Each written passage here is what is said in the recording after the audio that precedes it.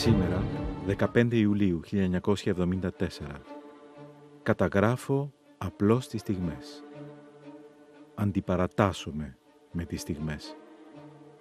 Οι στιγμές που δεν φεύγουν, που δεν λένε να φύγουν, που δεν θα φύγουν ποτέ. Σήμερα, 15 Ιουλίου 1974. Βράδυ. Και δεν καταμετρήθηκαν ακόμη οι νεκροί. Και δεν καταμετρήθηκε ακόμη το μίσος. Και δεν καταμετρήθηκε ακόμη ο παραλογισμός. Βράδυ. Και βρέχει δάκρυα στις γειτονιές της Λευκωσίας. Και απλώνεται ένας εφιάλτης στο ξαγρυπνισμένο πρόσωπο της Λευκωσίας.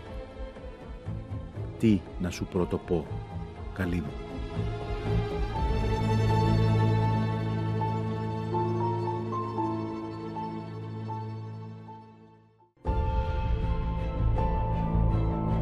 Η μεγαλύτερη τραγωδία του ελληνισμού μετά τη Μικρασιατική καταστροφή. Η αποτίμηση της Κυπριακής τραγωδίας και οι διδαχές συνιστούν αδιαπραγμάτευτο χρέος προς την ιστορία.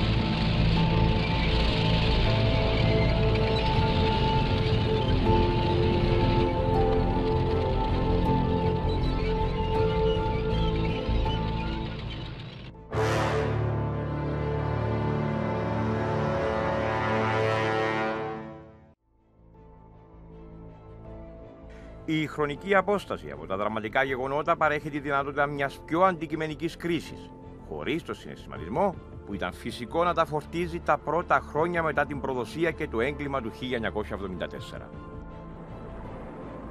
Οι αναφορές είναι σκληρές και τα ερωτηματικά μαστιγωτικά. Όμως η χρησιμότητα της ιστορίας είναι αυτή, η διδαχή. Η αιτία του πραξικοπήματος ήταν κάποιοι λόγοι που οθούσαν τον Ιωαννίδη να διενεργήσει το πραξικόπημα και να ανατρέψει τον Μακάριο. Ο πρώτος λόγος, και ίσως ο πιο σημαντικός, ήταν το γεγονός ότι ο Ιωαννίδης πίστευε στην ένωση της Κύπρου με την Ελλάδα. Θεωρούσε ότι αν πετύχαινε κάτι τέτοιο θα ήταν μια πολύ μεγάλη επιτυχία για τον ίδιο. Ήταν ένας προαιώνιος πόθος των Ελλήνων της Κύπρου, ένας πόθος όλου του ελληνισμού, οπότε μια τέτοια επιτυχία θα κατέρασε τον Ιωαννίδη στα ψηλά στην ιστορία του ελληνισμού. Βέβαια αυτό μάλλον ήταν μια ψευδαίσθηση. Παράλληλα πρέπει να πούμε ότι ο Ιωαννίδης είχε και προσωπικούς λόγους να θέλει την ανατροπή του Μακαρίου. Θα έλεγα ότι αντιπαθούσε θανάσιμα τον Μακάριο σε βαθμό που ήθελε να τον δει νεκρό. Με αποτέλεσμα να θεωρήσει ότι η ανατροπή του ήταν μια εξέλιξη που έπρεπε να γίνει οπωσδήποτε όταν ο ίδιος πλέον ανέλαβε την εξουσία. Η κυβέρνηση έχει αρκετάς πληροφορίες και γνωρίζει πολλές λεπτομερίες περί της παρανόμου αυτής δραστηριότητος. Δραστηριότητος η οποία ουδένα απολύτως εθνικών σκοπών δύναται να εξυπηρετήσει ή μη μόνον τα διχοτομικά σχέδια των Τούρκων. Το πραξικόπημα δεν ήταν ένα στιγμιαίο έγκλημα. Υπήρξε μια προϊστορία. Υπήρξε ένα κλίμα το οποίο καλλιεργήθηκε από την Χούντα και την ΕΟΚΑΒ σε μια προσπάθεια να διαλύσουν, να αποσυνθέσουν τον δημοκρατικό και πολιτιακό ιστό μέσω των Ελλήνων αξιωματικών που υπηρετούσαν στην Εθνική Φρουρά και στην ΕΛΔΙΚ και την ΕΟΚΑ Β. Χρησιμοποιώντας λοιπόν τόσο την Εθνική Φρουρά όσο και την ΕΟΚΑ Β, προσπάθησαν να δημιουργήσουν ένα κλίμα αποσταθεροποιητικό σε μια προσπάθεια βαθμιαία να ανατρέψουν τον Μακάριο. Το πραξικόπημα οργανώθηκε από το Κίσινγκερ, καθαρά την Αμερική, την εποχή εκείνη που κατήφθηνε την εξωτερική πολιτική, ο υπουργός, αυτός ο άθλιος ο άνθρωπος, μαζί με την Χούντα η οποία παρεπλανήθηκε ότι να πιάουν ένα μικρό κομματάκι, να κάνουν μια βάση και τελειώνουμε. Εδόθηκε η ευκαιρία για να γίνουν τούτε. Κάμαν το πραξικόπημα για να γίνει εισβολή, να εσωματώσει η Τουρκία ένα μέρος της Κύπρου και να φύγουν ένα άλλο μέρος στη Χούντα, που νομίζαν ότι η Χούντα θα μπορούσε να επιβιώσει. Ο σκοπός του Ιωαννίδη να κάνει πραξικόπημα ήταν μια ψευδαίσθηση που είχε ότι με αυτόν τον τρόπο θα πετύχαινε την ένωση της Κύπρου με την Ελλάδα. Είναι πλέον ξεκάθαρο ότι το πραξικόπημα έγινε αποκλειστικά από τον Ιωαννίδη. Μάλιστα, ο Ιωαννίδης παραπλάνησε και το Αμερικάνικο Υπουργείο Εξωτερικών ότι δεν θα έκανε πραξικόπημα στις 15 Ιουλίου. Η αλήθεια είναι ότι εκείνη τη δεδομένη στιγμή η Αμερική δεν είχε κανένα συμφέρον για να γίνει πραξικόπημα στην Κύπρο και να ξεσπάσει μια ολόκληρη κρίση στην περιοχή. Όμως, από την άλλη πλευρά, όταν έγινε το πραξικόπημα και μετά, οι Αμερικανοί έπρεπε να πάρουν θέση. Και ο Κίσινγκερ εκείνη τη δεδομένη στιγμή έπαιξε σημαντικό ρόλο, έτσι ώστε στην προσπάθεια του να μην δυσαρεστήσει την Τουρκία, στάλεκαν μηνύματα από τους Αμερικανούς προς τον Εντζεβίτ να μην κάνει την εισβολή, αλλά η αντίδραση αυτή δεν ήταν τόσο έντονη, διότι ο Κίσινγκερ πίστευε ότι η Αμερική σταμάτησε την τουρκική εισβολή το 1964, σταμάτησε την τουρκική εισβολή το 1967 και ότι δεν θα έπρεπε για τρίτη φορά να δυσαρεστήσουν τον πιο σημαντικό τους σύμμαχο στην πολιτική. Οπότε αντιλαμβάνεστε ότι ο Κίσινγκερ δεν νοιαζόταν ούτε για τους νεκρούς, ούτε αν θα μοιραζόταν η Κύπρος. Όμως η αλήθεια είναι ότι έκανε ένα τεράστιο λάθος για τους Αμερικανούς, γιατί η εμπλοκή της Τουρκίας στην Κύπρο με την εισβολή μέχρι σήμερα αφήνει μια ανοιχτή πληγή για το ΝΑΤΟ, για τους Αμερικανούς, αφού ως γνωστό, όσο το Κυπριακό είναι άλυτο, η Τουρκία και η Ελλάδα θα βρίσκονται σε μια συνεχή αντιπαράθεση και άρα δύο σύμμαχοι του ΝΑΤΟ θα βρίσκονται σε αντιπαράθεση για την Κύπρο. Οπότε θα έλεγε κανείς ότι ήταν μια από τις αποτυχημένες προσπάθειες του Κίσινγκερ. Ορισμένοι κύκλοι απεργάζονται και προωθούν σχέδια αποσκοπούντα εις κατάλυση του κράτους και πάσης ενόμου τάξεως. Σχέδια αποσκοπούντα εις παραγνώριση της θελήσεως του λαού και υποταγή του εις τον νόμο της βίας και της τρομοκρατίας. Αποτέλεσμα βέβαιον της εφαρμογής των σχεδίων τούτων θα είναι εμφύλιος σπαλαγμός και όλεθρος. 15 μέρες πριν από το πραξικόπημα πήραν τηλεφώνημα από το ΓΕΦ. Ήταν ο Λοχαός Γιώργος Μαυρουδής, ήταν ο μόνος Κύπριος που εργάζεται στο ΓΕΦ και μου λέει: θέλω να σε δω επίγον. Λέει μου, για μια στιγμή που έλειπε ο Παπαδάκης από το γραφείο του, έμπηκα μέσα και είδα από τα γραφόμενα θα είναι πραξικόπημα. Λέω: τότε πάμε στο αυτοκίνητο. Πάμε στο Προεδρικό. Πήγα στο Προεδρικό και μου λέει: τι είναι ρε Κορνηλίε. Λέω: το Μακάριο θα είναι πραξικόπημα. Ο Μακάριος, ψύχρεμος, ήρεμος, προσπάθησε να με καθησυχάσει. Μου λέει: μα δεν νομίζω Έλληνες αξιωματικοί θα κάνουν αξιωματικοί, διότι ξέρουν και ήδη ότι θα καταστραφεί η Κύπρος. Τον Αρχιεπίσκοπο Μακάριον τον εγνώρισα και συνδέθηκα μαζί του. Είχε ικανότητα να πείθει. Είχε μία ήρεμη προσέγγιση των πραγμάτων. Ήταν οξυδερκέστατος. Είχε κριτική ικανότητα φοβερή και γενικά ενέπαινε ένα σεβασμό εις εκείνους οι οποίοι τον περιέβαλαν. Τότε τον γνώρισα και είδα τα μεγάλα του τα προτερήματα. Αδίστακτα και με και με την έννοια των όρων, λέγω, ήταν ένας πολύ μεγάλος ηγέτης. Ήταν μεγαλοπρεπέστατος, ήταν ελεήμων, έδιδε τα πάντα στους ανθρώπους που είχαν ανάγκη, ήταν ανεξίκακος, ήταν ήρεμος, ήταν εκείνο που έλεγε ο Αριστοτέλης ο υποδειγματικός άνθρωπος. Δηλαδή, ο δίκαιος, ο γενναίος, και σάρκωνε επίσης και τα προτερήματα ενός άξιου χριστιανού ηγέτη. Δηλαδή, εσυγχώραν όλους, για να φανταστείτε, εκείνους οι οποίοι πήγαν να το σκοτώσουν, τους έβγαλε όλους από τη φυλακή μόνος του χωρίς να τους κάνει τίποτε. Και όταν επέστρεψε, μην ξεχνάτε, έφερε τον κλάδον ελέας. Είπε ότι όλα τα συγχωρεί και ξεκινούμε από την αρχή, μετά το πραξικόπημα. Αυτός είναι ο αρχιεπίσκοπος.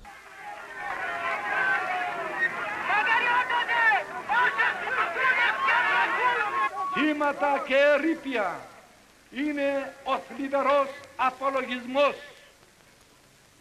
του καταστροφικού έργου της ΕΟΚΑ Β και είναι ξενοκίνητοι. Και επιχαίρουν οι Τούρκοι και επιχαίρουν οι εχθροί της Κύπρου, διότι ευρίσκουν απροσδόκητων σύμμαχων στην ΕΟΚΑ Β. Αποτέλεσμα βέβαιον εκ της αυτής δράσεως, εάν συνεχιστεί, θα είναι η καταστροφή της Κύπρου. Εις εμφύλιων πόλεμων δεν θα υπάρχουν νικητέ και ηττημένοι. Από εμφύλιων πόλεμων θα υπάρχουν μόνο ηττημένοι. Και ο μέγας ηττημένος θα είναι η Κύπρος. 2 μέρες προηγουμένως ο Μακάριος πήγε στο προεδρικό του Τρόδους, στο εξοχικό μέρος, όπου εσύχναζε κατά χρονικά διαστήματα, είτε για ξεκούραση, είτε για κάποια συγκεκριμένη μελέτη, για ένα συγκεκριμένο σκοπό. Όταν καλύψαμε το δρομολόγιο όταν ο Μακάριος πήγε στην προεδρική κατοικία και όταν θα επέστρεφε, πάλι είμαστε εντεταλμένοι να καλύψουμε ολόκληρη τη διαδρομή και να ενημερώνονται οι αξιωματικοί και το κέντρο της επιχειρήσης για οτιδήποτε συμβά. Όταν υπάρθηκε η απόφαση για να γίνει το πραξικόπημα 15 του Ιούλη, υπάρχει πρώτο απ' όλα ένα ερώτημα. Ο Μακάριος γνώριζε ότι θα γινόταν πραξικόπημα. Υπάρχουν πολλές υποθέσεις, θεωρίες. Ο ίδιος αναφέρει ότι πίστευε ότι θα το δολοφονούσαν τον ίδιο και όχι να γίνει πραξικόπημα. Η αλήθεια είναι κάπου στη μέση. Πρώτα απ' όλα πρέπει να πούμε ότι ο Μακάριος εγνώριζε ότι θα γινόταν σε κάποια φάση πραξικόπημα, γιατί ήδη τα προηγούμενα χρόνια το είχε αντιληφθεί και προσπάθησε να το αποφύγει. Μάλιστα, να πούμε ότι τον Ιούλιο του 1974 είχαν φτάσει στην Κύπρο από τη Τσεχοσλοβακία αυτόματα όπλα τα οποία είχαν αποθηκευτεί στις αποθήκες της Αρχιεπισκοπής με σκοπό να δοθούν σε πολίτες οι οποίοι θα έπαιζαν τον ρόλο της πολιτοφυλακής, της φύλαξης, της νόμιμης κυβέρνησης και της νομιμότητας του κράτους.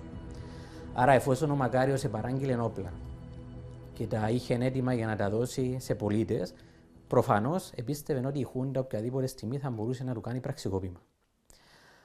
Εκείνο που δεν ήξερε ο Μακάριος ήταν ότι το πραξικόπημα θα γινόταν 15 Ιουλίου. Ουδέποτε πίστεψα πως θα γινόταν πραξικόπημα. Έλεγα πως θα ήταν προτιμότερο για την ελληνική Χούντα να ενθαρρύνει ή να οργανώσει απόπειρες κατά της ζωής μου, αντί να προβεί σε ένα ανοιχτό πραξικόπημα που θα είχε οπωσδήποτε μεγάλες συνέπειες για την Κύπρο. Αν βαθμολογούσε κάποιος τον Ιωαννίδη για τις ικανότητες του να διενεργεί πραξικοπήματα, θα του έβαζε 10 από τα 10. Αν ο ίδιος ανεξάρτητος βέβαια κριτής το βαθμολογούσε για την ικανότητα του ως ηγέτης ενός έθνους, ενός κράτους, να αντιμετωπίσει έναν εξωτερικό εχθρό, για παράδειγμα την Τουρκία, θα του έβαζε 0. Ο Ιωαννίδης λοιπόν δεν έκανε έτσι ένα απλό πραξικόπημα πρόχειρο. Πρώτα απ' όλα φρόντισε να παραπλανήσει τον Μακάριο. Και γι' αυτό ο Μακάριος δεν πίστευε ότι Δευτέρα 15 Ιουλίου θα γινόταν πραξικόπημα. Η παραπλάνηση έγινε με πολλούς τρόπους. Με άτομα της Χούντας, οι οποίοι διέρεαν πληροφορίες προς την πλευρά του Μακαρίου. Δηλαδή, με λίγα λόγια, η Χούντα με διάφορους τρόπους έστειλε μηνύματα προς τον Μακάριο ότι εμείς πλέον συζητούμε την επιστολή σου και θα καταλήξουμε σε μια απόφαση. Μάλιστα, στις 13 Ιουλίου γίνεται μια σύσκεψη στην Αθήνα με τους Χουντικούς, οι οποίοι υποτίθεται θα συζητούσαν τις απαιτήσεις του Μακαρίου. Να πούμε ότι ο Μακάριος με την επιστολή προς Κιζίκη ζητούσε την απομάκρυνση ελλαδιτών αξιωματικών από την Εθνική Φουρά και ζητούσε μόνο 100 αξιωματικούς, οι οποίοι θα βοηθούσαν στην αναδιοργάνωση της Εθνικής Φουράς, εφόσον αποφάσισε την προηγούμενη μέρα ότι θα μειώσει τη θητεία των κληρωτών στρατιωτών. Κύριε Πρόεδρε, με τα βαθίας θλίψεως είμαι υποχρεωμένος να εκθέσω προς εμάς ορισμένες απαραδέχτους εν Κύπρο καταστάσεις και γεγονότα για τα οποία θεωρώ υπεύθυνον την ελληνική κυβέρνηση. Δεν επιθυμώ διακοπή της συνεργασίας μου μετά της ελληνικής κυβερνήσεως. Δέον όμως να ληφθεί υπόψη ότι δεν είμαι διορισμένος νομάρχης ή τοποθετητής εν Κύπρο της ελληνικής κυβερνήσεως, αλλά εκλεγμένος ηγέτης μεγάλου τμήματος του ελληνισμού και απαιτώ ανάλογον προς εμές συμπεριφορά του Εθνικού Κέντρου. Το περιεχόμενο της παρούσης δεν είναι απόρριτο.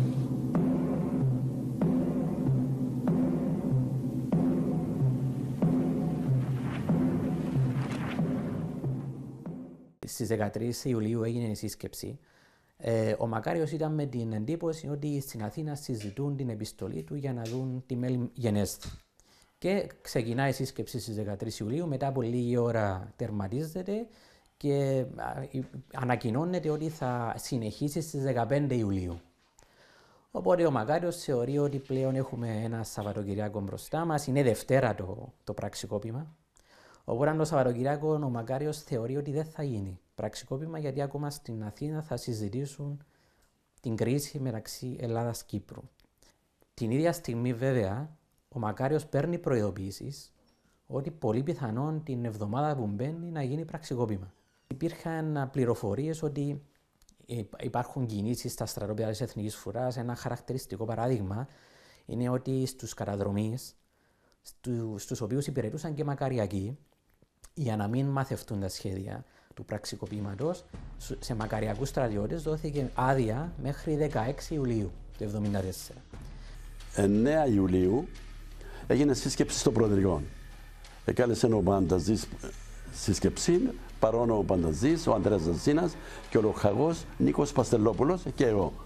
Και αποφασίσαν ότι μία δημιουργία δική μου θα αναλάβει τα κεντρικά γραφεία της ΣΥΤΑ, μία δημιουργία άλλη δική μου πάλι να λάβει το ΡΙΚ και μία άλλη δημιουργία να μπει να ενισχύσει την Αρχιεπισκοπή.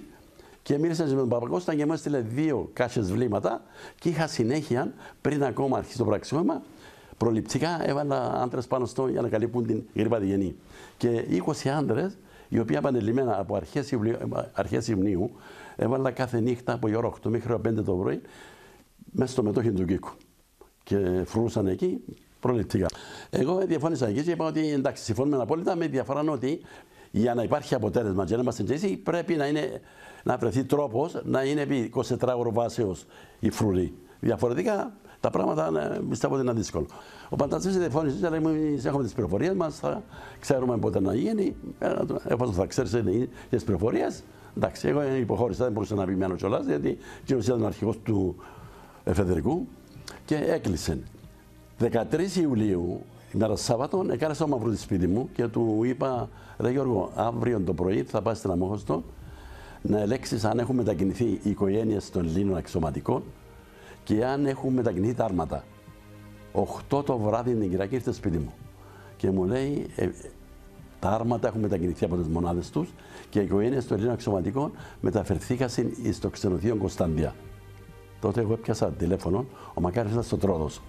Έπιασα, δεν μπορούσε να μιλήσει και μίλησα με τον Νίκο Θρασίπου. Λέω του: Νίκο, μεταβίβαστε αυτά τα πράγματα στον Μακάριο. Λέει μου: εντάξει, έχει άλλες πληροφορίες, αλλά εντάξει, εγώ θα μεταβιβάσω.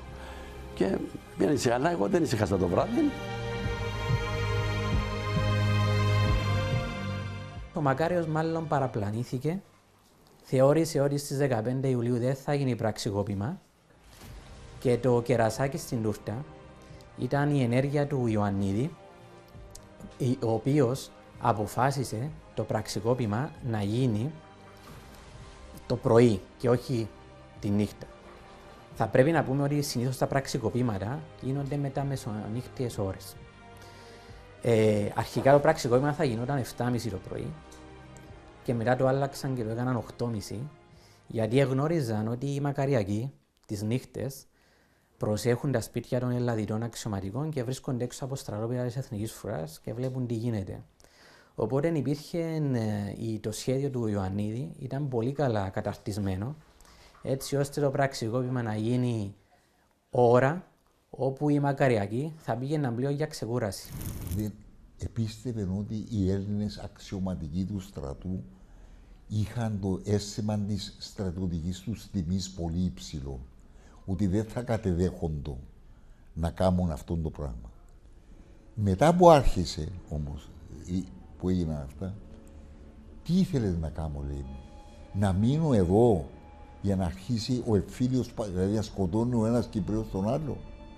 Και με τι πιθανότητες επιτυχίες είχε η αντίσταση έναντι αυτών των ανθρώπων που είχαν τα τάξη, που είχαν την οργάνωση του στρατού.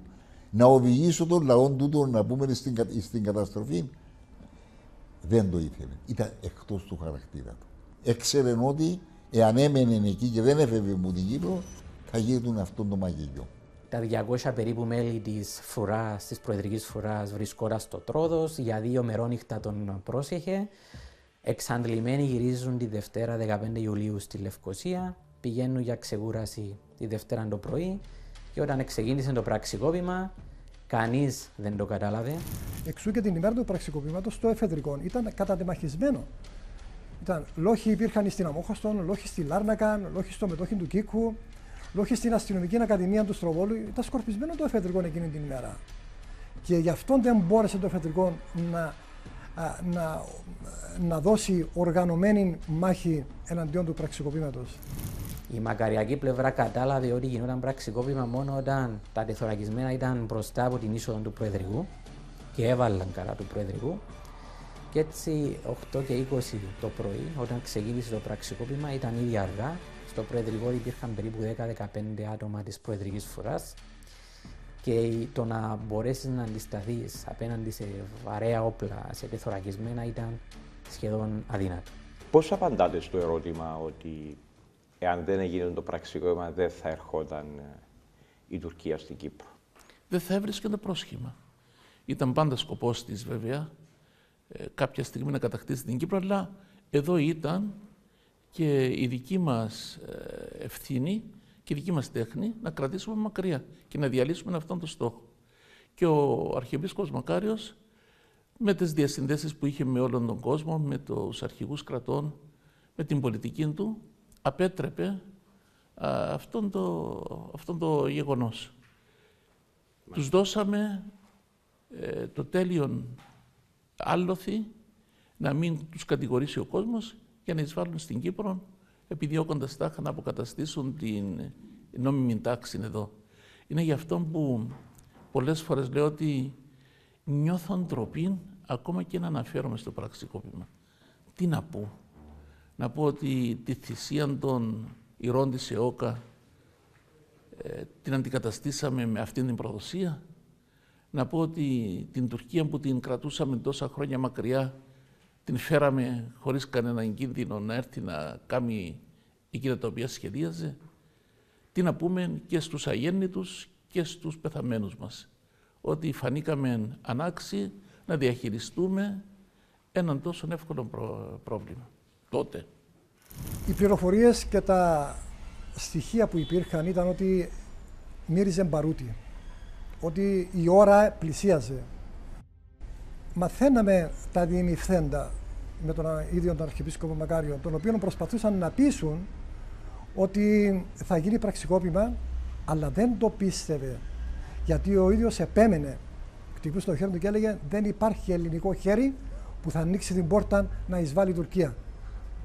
Κάτι άλλο θα κάνουν. Ίσως μια αναστάτωση με την ΕΟΚΑ Β, κάτι τέτοιο θα περιμένουμε, όχι όμως οργανωμένο πραξικόπημα. Αυτό πίστευε ο Μακάριος. Και γι' αυτό δεν επέτρεπε ή δεν έδινε το πράσινο για να οχυρωθούν τα διάφορα σημεία, οι διάφοροι στόχοι. Δεν ήταν δυνατόν 300 άντρες του εφεδρικού και 200-300 της προεδρικής τότε φρουράς με δημοκρατικούς πολίτες. Δεν μπορούσαμε να τα βάλουμε με την εθνική φρουρά.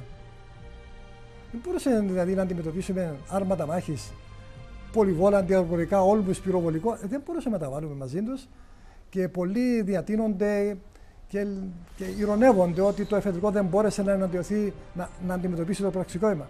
Το εφεδρικό ιδρύθηκε με ένα στόχο, να αντιμετωπίσει την οργανωμένη βία που προκάλεσε η ΕΟΚΑ Β και να τη διαλύσει.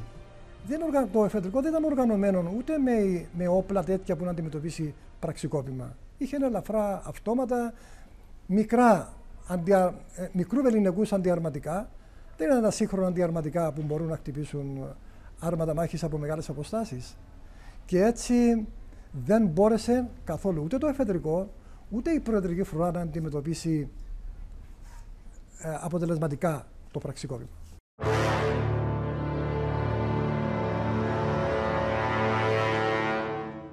Τη Δευτέρα 15 Ιουλίου του 1974, στις 8 και 20, το Προεδρικό Μέγαρο στη Λευκοσία άρχισε να βάλεται από καταιγιστικά πυρά τεθωρακισμένων οχημάτων που ξεκίνησαν από το στρατόπεδο της 21ης Επιλαρχίας Αρμάτων που βρισκόταν στον BMH μαζί με καταδρομή του στρατοπέδου της Αθαλάσσας, οι οποίοι αναπτύχθηκαν γύρω από το Προεδρικό.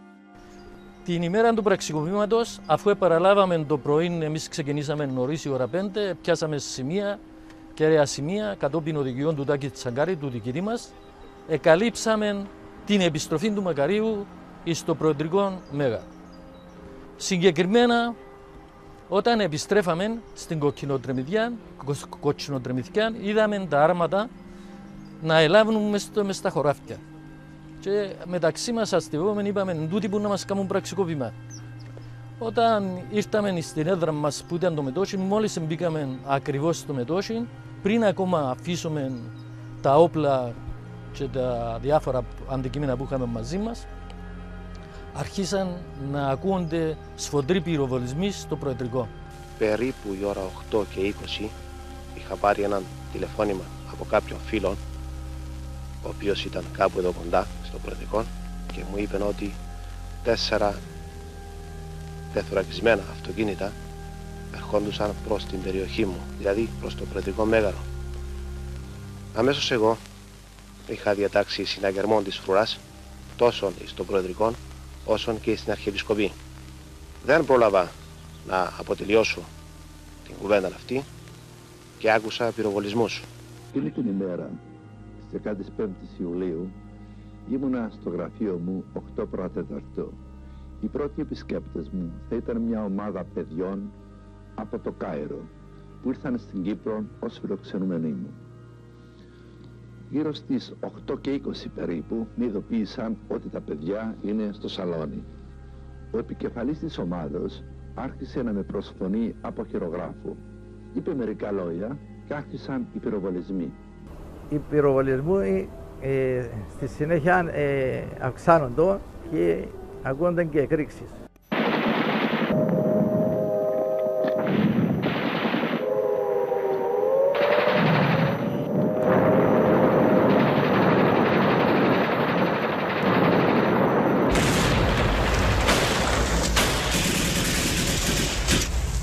Και μια στιγμή όταν ξέβηκα έξω, εδώ στο σημείο αυτό, άκουσα τη φωνή του κυρίου Νίκου που μου λέει πέσε και σκοτώσασαι. Όταν αμέσως έπεσα χαμέ, έκανα το βαρελάκι, πήγα στο σημείο που ήταν ο κύριος Νίκος απέναντι, πήρα το όπλο από έναν αστυνομικό δικό μου και ήρχισα να πυροβολώ προς την κατεύθυνση όπου έρχονταν προς το μέρος το δικό μας τα τάγκς. Ακούσαμε τους πρώτους πυροβολισμούς. Χτύπησα μερικές σφαίρες στα τζάμια του παραθύρου του γραφείου και σχεδόν ταυτόχρονα ακούσαμε τα πρώτα χτυπήματα από τα καρόνια ή μπαζούκες πάνω στους θόλους του Προεδρικού Μεγάρου.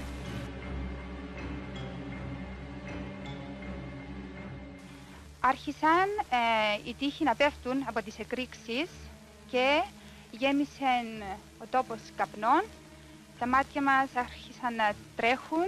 Ήταν αφενός μεν ησυχός, αφετέρου δε ήταν ζωγραφισμένη πράγματι η πικρία για το τι γινόταν στην Κύπρο. Θυμούμε χαρακτηριστικά μερικές φράσεις του, όπως αυτό είναι απίστευτο, αυτό είναι παραφροσύνη, αυτό θα μας οδηγήσει στην καταστροφή της Κύπρου. Ελπίζω να μην περάσει. Περίμενα, λέει μου, έγιναν οι μάχες, παρέμεινα μέσα στην αίθουσα εκεί, μέσα στον χώρο του Προεδρικού, οπότε σε ένα στάδιο, όταν εκόντεψαν πλέον τέλεια κοντά οι οπλοφόροι και γίνονταν οι μάχες, να φύγουμε, είπα, να πάμε να αποχωρήσουμε. Και κοίταξα, λέει, ότι η δυτική πλευρά του Προεδρικού, ο δρόμος που ήταν κάτω από το χώρο που ήταν το Προεδρικό, δεν ήταν περικυκλωμένη, δηλαδή ήταν ελεύθερη. Κατέβηκα, λέει μου, κάτω και μου έκανε εντύπωση που μου είπε, έχεις τον λόγο μου, δεν χτύπησε η καρδιά μου παραπάνω από τους παλμούς που χτύπα. Είχε αυτή την ιδιότητα, δηλαδή την ψυχραιμία, την απόλυτη ψυχραιμία και εμπιστοσύνη σε εκείνα που πίστευε. Πιθανόν τούτο να οφείλεται στο ότι το θρησκευτικό ηγέτης, ο οποίος ετηρούσε πραγματικά την αποστολή του στην εντέλεια. Οι οδηγίες που είχαμε από τους προϊστάμενους μας ήταν να καλύψουμε την πίσω πλευρά, πάση θυσία να σωθεί ο Μακάριος, και βάλαμε το σταυρό μας και ξεκινήσαμε μια επιχείρηση. Με τους πρώτους πυροβολισμούς ο πρόεδρος Μακάριος, ο οποίος εκείνη την ώρα μιλούσε σε ομάδα παιδιών ομογενών από το Κάιρο, διέφυγε με 3 σωματοφυλακές του, μέσω της σκήτης του Παιδιαίου που βρίσκεται στη δυτική πλευρά του Προεδρικού, που δεν είχε ακόμη κυκλωθεί.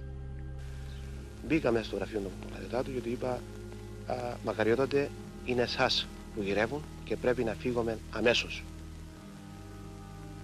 Ο Μακαριώτος με ρώτησε τότε από πού θα φύγουμε και του λέω, αφού συνοήθηκα μαζί με τον κύριο Ποταμάρη, από την κατεύθυνση αυτή.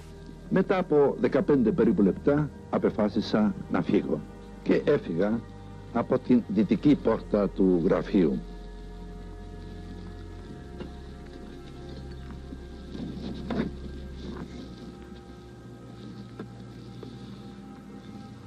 Ακολούθησα μετά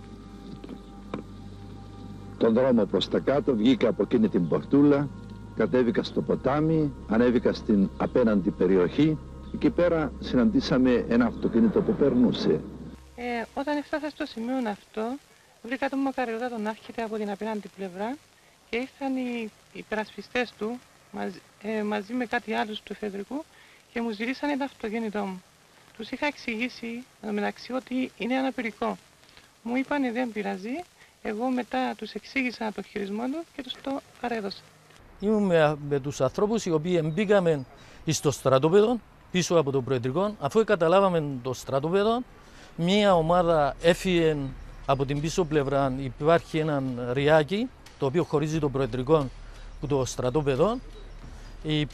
Εκεί υπήρχαν κάτι μπαράκες οι οποίοι εμέναν αστυνομικοί ή ακόμα εμέναν και η τιμητική φρουρά, οι λοκάτζιες, η τιμητική φρουρά του Μακαρίου. Μια ομάδα μπήκε από την πίσω πλευρά και οι άλλοι εκαλύψαν από το μετόχι, αρχίσαν να σταματούν τα αυτοκίνητα και σε 10-15 λεπτά αρχίσαν να βάλουν η ομάδα που ήταν στο μετόχι και οι καλόγυροι ευκάλαν τα ράσα, εκρατούσαν τα αυτόματα και πολεμούσαν εναντίον των πραξικοπηματιών.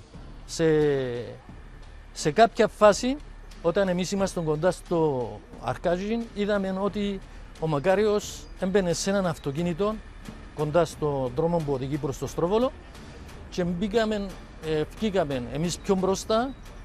Υπήρχε ένας συνάδελφος μέσα στον δρόμο ο οποίος κόφηκε τα αυτοκίνητα, έκανε ρύθμιση της τροχέας και φώναξε ότι υπάρχουν άρματα στο μετόχι και δεν μπορούμε να κατευθυνθούμε προς το μετόχι. έκαναν επαναστροφή και κατευθύνθησαν προς το Στρόβολο και 2 Land Rover του εφεδρικού σώματος, στο έναν ήμουν και εγώ, κατευθύνθησαν για να καλύψουμε τον Μακάριον στην πορεία διαφυγής, να το πω. Μπήκαμε σε ένα αυτοκίνητο, λέει, και είπαμε να πάμε στο μετόχι του Κίκου. Προχωρώντας, είδαμε από μία πάροδο να έρχεται η κορώνα του τάξ, η οποία περικύκλωσε μετά τούτο την δυτική πλευρά του Πρωθυπουργού. Δεν αντιληφθήκαν ποιοι ήταν μέσα, ήταν και μακριά, και πήγαν και περικύκλωσαν το Πρωθυπουργό. Συνεχίσαμε προς το μετόχι του Κίκου. Πλησιάζοντας πλέον σε απόσταση πόλης, ήρθαν τα τάξ και περικύκλωσαν και το μετόχι. Μου λέει, εάν, λέει μου, έφευγα 5 λεπτά νωρίτερα, θα ήμουν μέσα στο μετόχι να με πιάω. Εάν έφευγα 5 λεπτά αργότερα, θα με πιάναν το τάξ που έρχονταν να περικυκλώσουν από τη δυτική πλευρά. Επιβιβάστηκαν σε διερχόμενο όχημα και έφτασαν στην Κλήρου. Όταν μπήκαμε στην Κλήρου, πήγε σε ένα σπίτι κάποιου υπαστινού μου Νεοκλή και εμείς μείναμε έξω από έναν καφενείο κοντά στην εκκλησία του Κλήρου. Και αποφασίσαμε να πάμε στο σπίτι του κυρίου Νεοκλή, το οποίο βρίσκεται έξω από το χωριό, για να μην μας πάρει κανείς είδηση. Νιώσα μεγάλη ταραχή, διότι ήξερα ότι άκουσα από το ράδιο ότι είχε πραξικόπημα. Αν άκουσα τα εμβατήρια, κατάλαβα το και νιώσα μεγάλη ταραχή όταν τον είδα. Στο σπίτι σας, κύριε Νεοκλή, πόση ώρα έμεινε ο Μακαριώτατος? Έμεινε περί τα 20 λεπτά. Τι έγινε σε αυτά τα 20 λεπτά? Ο Μακαριώτατος ήπιαν καφέ και αφού σκεφτήκα πού θα πάμε και είπαμε τουλάχιστον πρέπει να πάμε πάνω στα βουνά, όπου είναι δύσκολο να μας έβρει κανένας. Κανόνισα το αυτοκίνητο μου, το γέμισα μπενζίνα από την μπενζίνα που είναι εδώ δίπλα. Φρόντισα, έφερα τρόφιμα και τσιγάρα σπίτι, νερών, μπενζίνα σπέαρ και ξεκινήσαμε. Αφήκαμε τα Land Rover, μπήκαμε σε έναν αυτοκίνητο van, το οποίο ήταν ανοιχτό, 2 άτομα μπροστά και 3 άτομα πίσω. Οι πραξικοπηματίες που είχαν καταλάβει το ραδιοφωνικό ίδρυμα είχαν ανακοινώσει στις 9:45 ότι ο Μακάριος είναι νεκρός. Η Εθνική Φρουρά επενέβη για να σταματήσει τον αδελφοκτόνον πόλεμο. Έλληνες, επενέβη σήμερα η Εθνική Φρουρά για να σταματήσει τον αδελφοκτόνον πόλεμο μεταξύ των Ελλήνων. Πάσα αντίστασης εις την ίσον έχει εκλείψει. Ο Μακάριος είναι νεκρός. Ο κύριος σκοπός της Εθνικής Φρουράς είναι η επιβολή της τάξεως. Το θέμα είναι εσωτερικό μεταξύ των Ελλήνων και μόνον. Και η Εθνική Φρουρά είναι την στιγμή αυτήν κυρία της καταστάσεως. Θυμάμαι όταν περάσαμε τον Καρβουνό και κοιτάξαμε πίσω, διότι είμαστε γυμνοί από τη μέση και πάνω, είμαστε 3 άτομα, τα όπλα κάτω, δεν φαινόμαστε ότι είμαστε μέλη του εφεδρικού ή αστυνομικοί, για να μην κινούμε υποψίες. Είδαμε ότι στρατιώτες άρχισαν να βάλουν ρόμπλοκ, να κάνουν ρόμπλοκ, τραβούσαν τέλεια, να κόψουν τον δρόμο. Εμείς ήδη εφήγαμε, κατευθύνθηκαν μέχρι που αφήχθηκαν στον Κίκο, στο μοναστήρι του Κίκου. Στο μοναστήρι του Κίκου ο Μακάριος ζήτησε να έρθει επαφή με την Αρχιεπισκοπή. Του δώσαμε πρώτα απ' των ασήμματων και επικοινώνησε για αντίσταση μέσω της Αρχιεπισκοπής. Μόλις έφτασε ο Μακαριώτατος, η συγκίνηση μας ήταν μεγάλη. Μόλις τον είδαμε, ακούσαμε προηγουμένως από το ράδιο ότι ο Μακαριώτατος είναι νεκρός. Μας όλοι οι πατέρες εδώ, μερικοί έκλαιγαν και άλλοι βεβαίως πάρα πολύ ελπίδησαν. Ήκουσαν ότι στην Πάφο εργάζεται ένας νέος ραδιοσταθμός και θέλησε και αποφάσισε να πάει στην Πάφο. Ενάντια στο πραξικόπημα αντιστάθηκαν με ηρωισμό και αυτοθυσία το εφεδρικό σώμα, η Προεδρική Φρουρά, τα σώματα ασφαλείας και πλήθος πολιτών που έσπευσαν να πλαισιώσουν τις νόμιμες δυνάμεις του κράτους στη Λευκοσία, στη Λεμεσό, στην Πάφο και αλλού. Οι συγκρούσεις υπήρξαν πολυέμαχτες, οι δε πραξικοπηματίες, διαθέτοντας μεγάλη δύναμη μηχανοκίνητων και τεθωρακισμένων και με άντρες των ΛΟΚ, κατόρθωσαν τελικά να επιβληθούν και να καταλάβουν την αρχή τηλεπικοινωνιών, την Αρχιεπισκοπή, το μετόχι του Κίκου και το αεροδρόμιο της Λευκωσίας. Την ημέρα του πραξικοπήματος, τυχαία εντελώς, βρέθηκα στην πύλη Μπάφου, στο CID, γιατί εκεί έπρεπε να δώσω μια κατάθεση σχετικά με μια επιχείρηση που έγινε τις προηγούμενες ημέρες. Ακριβώς 8 και 20 ώρα ξεκίνησε το πραξικόπημα. Επειδή η προηγούμενη μου υπηρεσία ήταν στην Αρχιεπισκοπή, προτίμησα αντί να πάω στο εφεδρικό, που ήταν επικίνδυνο να πλησιάσω, κατευθύνθηκα και ήρθα εδώ στην Αρχιεπισκοπή που ήξερα τους συναδέρφους και τους διοικητές. Οι δυνάμεις του πραξικοπήματος επετέθηκαν πρώτα στο Προεδρικό Μέγαρο, γιατί εκεί ήταν και ο στόχος τους που ήταν ο ίδιος ο Μακάριος. Ταυτόχρονα όμως χτύπησαν το στρατόπεδο του εφεδρικού, γιατί το θεωρούσαν απειλή. Κατέλαβαν το ΡΙΚ για να μπορούν να μεταδίδουν τα μηνύματά τους. Κατέλαβαν την αρχή τηλεπικοινωνιών της ΣΥΤΑ και απέκοψαν όλες τις επικοινωνίες εσωτερικού-εξωτερικού και χτύπησαν επίσης και το αεροδρόμιο Λευκωσίας.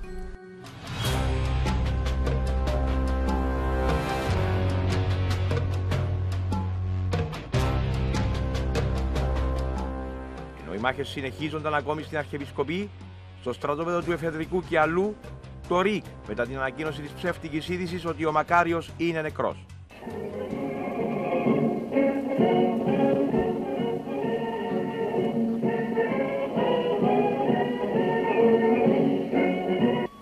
Διάγγελμα προς τον ελληνικό Κυπριακό στρατό. Λαό. Ακολουθεί διάγγελμα προς τον ελληνικό Κυπριακό λαό. Ανακοίνωση της Εθνικής Φρουράς. Η Εθνική Φρουρά είναι απολύτως κυρία της καταστάσεως. Τονίζεται και πάλι ότι το πρόβλημα είναι καθαρός εσωτερικών. Είναι πρόβλημα ελληνικών. Ήδη ο Μακάριος είναι νεκρός. Ελληνικέ Κυπριακέ λαέ, μην ακούτε τους ψευδολόγους του ΡΙΚ. Μόλις τώρα επαναλαμβάνουν ότι ο Μακαριότατος είναι νεκρός. Και εσείς και εμείς τους λέμε ότι είναι ζωντανός. Ο Μακαριότατος είναι ζωντανός. Ακούτε το μήνυμα του Ιδίου. Ακούτε τη φωνή του Μακαριωτάτου. Ακούτε τη φωνή του Σωτήρας της Κύπρου. Ελληνικέ Κυπριακέ λαέ, γνώριμη είναι η φωνή που ακούεις. Γνωρίζεις ποιος ομιλεί. Είμαι ο Μακάριος. Είμαι εκείνος τον οποίον σοι εξέλεξες για να είναι ηγέτης σου. Δεν είμαι νεκρός όπως η Χούντα των Αθηνών και οι εδώ εκπρόσωποι της θα ήθελαν. Είμαι ζωντανός και είμαι μαζί σου, συναγωνιστής και σημειοφόρος στον κοινόν αγώνα. Ελληνικέ Κυπριακέ λαέ, η Χούντα απεφάσισε να καταστρέψει την Κύπρο, να την διχοτομήσει, αλλά δεν θα το κατορθώσει. Πρόβαλε παντιοτρόπος αντίσταση στη Χούντα. Μη φοβηθείς, διαδήλωσε την θέληση και την απόφαση σου να αντισταθείς, να αγωνιστείς. Εγώ ήμουν ασκούμενος δικηγόρος εκείνη την περίοδο και γύρω στις 8.30 το πρωί εκείνης της ημέρας μπήκε ο αδερφός μου, ο οποίος ήδη ασκούσε το επάγγελμα του δικηγόρου, μέσα στο γραφείο αναστατωμένος και μας ανήγγειλε ότι διενεργήθηκε πραξικόπημα εναντίον του Μακαρίου, το μετέδιδε το ΡΙΚ. Αμέσως πέφσαμε μαζί με τον αδερφό μου στο σπίτι του Μίκη Τεμπριώτη, ο οποίος ήταν ο Γενικός Γραμματέας της Ένωσης Αγωνιστών Πάφου, που ήταν μια πλατιά με τοπική οργάνωση δημοκρατική. Πήγαμε για να πάρουμε οδηγίες, διότι είμαστε στην ομάδα την επικοινωνιακή της Ένωσης Αγωνιστών Πάφου. Μας είπε πηγαίνετε στο τεχνικό εργαστήριο του Νίκου Νικολαίδη, γιατί θα λειτουργήσει ένα αερασιτεχνικό ραδιοσταθμό για την αντίσταση. Και γύρω στις 10 η ώρα περίπου ο ραδιοσταθμός τέθηκε σε λειτουργία. Εδώ ο ελεύθερος ραδιοσταθμός της Πάφου. Εδώ ο ελεύθερος ραδιοσταθμός της Πάφου. Κυπριακέ λαέ, η τύχη των παιδιών σου βρίσκεται στα χέρια σου.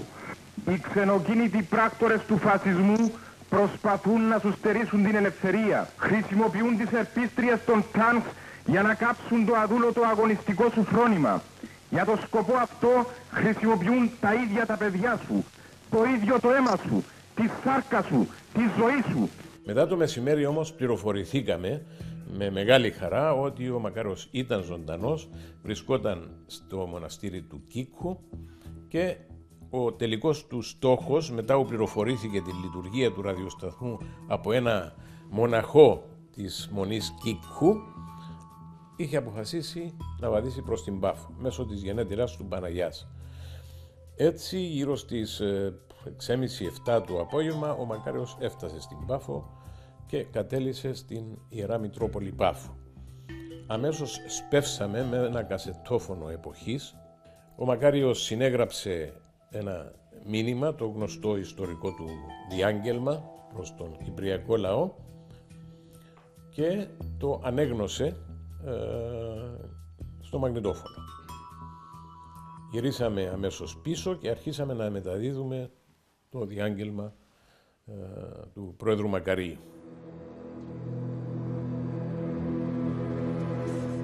Μέσα στον οριμαγδόν της μάχης, μέσα στους καπνούς, μέσα στους πολυβολισμούς, το ραδιόφωνο διατυμπάνιζε ο Μακάριος είναι νεκρός. Από την άλλη, οι πραξικοπηματίες είχαν πάρει τους ασυρμάτους της Προεδρικής Φρουράς, που ήταν το ίδιο κανάλι με την Αρχιεπισκοπική Φρουρά, και μας απειλούσαν, μας ήβριζαν από τον ασύρματο, μας κοροϊδεύαν. Και εκεί που όλα ήταν μια κατάσταση πολύ καταθλιπτική, ακούμε ξαφνικά τη φωνή του Μακαρίου. Φαντάζεστε ότι από εκείνη τη στιγμή πια το ηθικό ανέβηκε κατακόρυφα. Και άρχισε εδώ η Φρουρά, μέσα από τους πολυβολισμούς, μέσα από την άμυνα που πρότασε, να φωνάζει ο Μακάριος είναι ζωντανός. Φωνάζαμε, βγήκαν άνθρωποι έξω για να δώσουν το μήνυμα στην περιοχή. Ελληνικέ λαέ, εδώ ο ραδιοφωνικός σταθμός της Πάφου. Ο Μακάριος ζει και βρίσκεται στην πρωτοπορία. Μην ακούτε τις ψευδολογίες του χουντικού ραδιοφώνου. Στη Μητρόπολη Πάφου έμεινε για αρκετή ώρα. Ήρθε εν επαφή με τον Μητροπολίτη της Πάφου και κάποιες αρχές της Πάφου. Άρχισε να μαζεύεται κόσμος. Κρατούσαμε ασφάλεια του αείμνηστου Εθνάρχη Μακαρίου. Ήταν ένα μήνυμα που ανταποκρινόταν στις κρίσιμες στιγμές που περνούσε πλέον η Κύπρος. Η απόφαση του Μακαρίου για τον εθνικό απελευθερωτικό μας αγώνα ελήφθηκε σε κάποια συγκεκριμένη στιγμή και δεν μπορούσε κανένας τότε να πει ότι έκαμε λάθος. Σήμερα, με όσα ακολούθησαν και από τους αντίθετους του Μακαρίου, λένε ότι έπρεπε να μην ξεκινήσει εκείνος ο αγώνας, γιατί εκείνος ήταν η πηγή του κακού μας και ότι τάχα ο Αρχιεπίσκοπος Μακάριος υπέγραψε συμφωνίες για να γίνει πρόεδρος του κράτους κλπ. Επιχειρείται με αυτόν τον τρόπο λάσπη στο πρόσωπο του Αρχιεπίσκοπου Μακαρίου. Ήταν όμως ο μπροστάρης ο Αρχιεπίσκοπος Μακάριος. Ήταν εκείνον το οποίο απαιτούσε η ελληνική ιστορία από τον τόπο εκείνη τη στιγμή. Η εθνική μας αξιοπρέπεια. Και χωρίς να πει κανείς ότι υπάρχει άνθρωπος αλάθητος, μέσα από τα λιγότερα λάθη, μέσα από τις συμπληγάδες των ξένων συμφερόντων, προσπαθούσε ο Αρχιεπίσκοπος Μακάριος να οδηγήσει την Κύπρο σε έναν εύδιο λιμένα. Ήταν κακή συγκυρία και η επιβολή της δικτατορίας στην Ελλάδα, η οποία οδήγησε στην υπόσκαψη σε όλα τα επίπεδα του Μακαρίου, και αυτό προσπαθούν ακόμα μερικοί να συντηρήσουν, ότι αποδίδουν μεγάλη σημασία σε μικρά λάθη του Μακαρίου ή αποδίδουν προθέσεις ξένες προς εκείνες που πραγματικά είχε ο Αρχιεπίσκοπος Μακάριος. Και είναι ευθύνη όλων μας, όσον τουλάχιστον ζήσαμε, εμείς ζήσαμε στη σκιά του Μακαρίου, να προστατεύσουμε το όνομα του, να προστατεύσουμε και τις ενέργειές του για τη διάσωση της Κύπρου.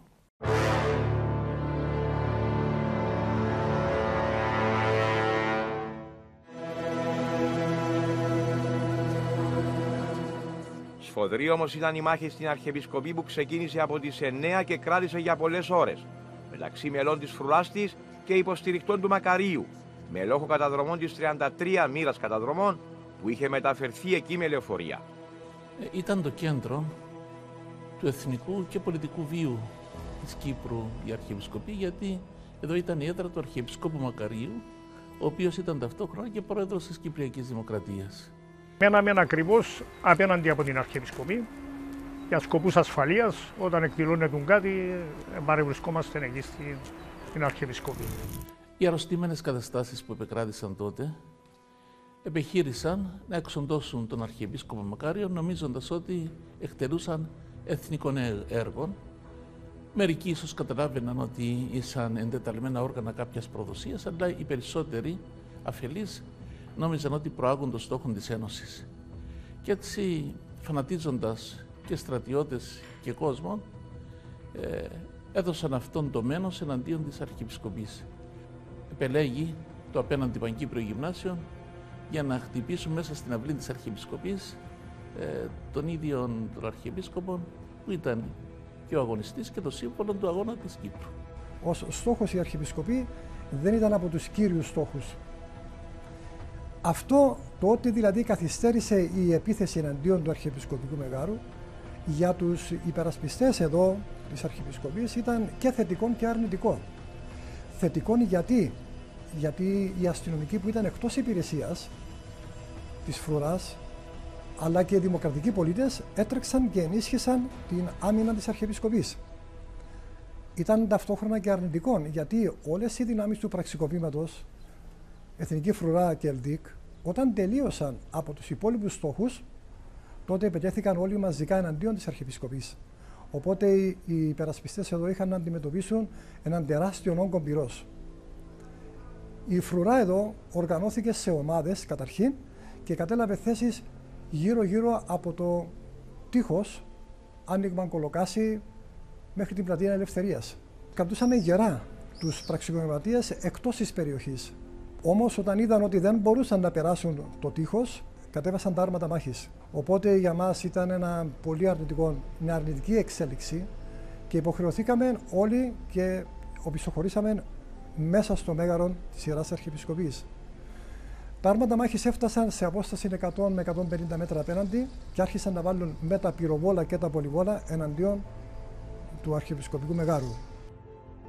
Εντός της Αρχιεπισκοπής, την οποία διανυκτέρευε καθημερινά ο Αρχιεπίσκοπος Μακάριος, υπήρχαν στο υπόγειό της αποθηκευμένες μεγάλες ποσότητες ρωσικών αυτόματων όπλων, Καλάσνικοφ και τσεχοσλοβακικής κατασκευής, καθώς και αντιαρματικοί εκτοξευτές. Από αριστερά, από την πλευρά που είναι η εκκλησία του Αγίου Ιωάννη, 4 στρατιώτες με στολή, με τα χέρια ψηλά, μας φώναζαν «Μην πυροβολείτε, ερχόμαστε να βοηθήσουμε».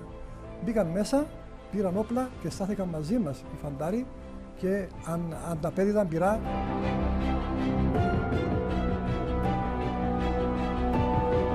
Την αντίσταση στο πραξικόπημα δεν την έκαναν οι απόντες, οι εξαποστάσεως παρατηρητές, οι ρυψάσπιδες. Την αντίσταση την έκανε ο απλός λαός, αυτοί που έτρεξαν και πήραν τα όπλα να υπερασπιστούν τη δημοκρατία. Στην Αρχιεπισκοπή βρισκόταν αρκετή προεδρική φρουρά, ας το πούμε, αρκετοί άντρες της προεδρικής φρουράς, οι οποίοι αντιστάθηκαν και εστόχευσαν την ανατολική πλευρά της Αρχιεπισκοπής, δηλαδή την περιοχή, την πλευρά που βρίσκεται απέναντι από το Παγκύπριο Γυμνάσιο και συγκεκριμένα το διαμέρισμα του Αρχιεπισκόπου Μακαρίου με σκοπό να τον εξοντώσουν, να τον σκοτώσουν. Το διαμέρισμα εκαταστράφηκε ολοσχερός. Τα άρματα βγήκαν από το άνοιγμα Κολοκάση, μπήκαν στην Νικηφόρου Φωκά απέναντι και στάθηκαν απέναντι στη διασταύρωση και βάλαμε τα πυροβόλα τους εναντίον του Μεγάρου. Τότε η Προεδρική Φρουρά διέθετε κάποιους αντιαρματικούς εκτοξευτήρες, αλλά ήταν βεληνικούς 75-100 μέτρα μάξιμου. Ερριχτήκαν αρκετά βλήματα από εδώ, αλλά δεν έφταναν τα άρματα μάχης. Οπότε όταν είδαν ότι υπήρχαν εδώ αντιαρματικά, τα άρματα έκαναν όπισθεν και καλύφθηκαν πίσω από τα αγάλματα της Ελευθερίας, από όπου πρόβαλαν, έριχναν και εκαλύπτονταν πίσω από τα αγάλματα.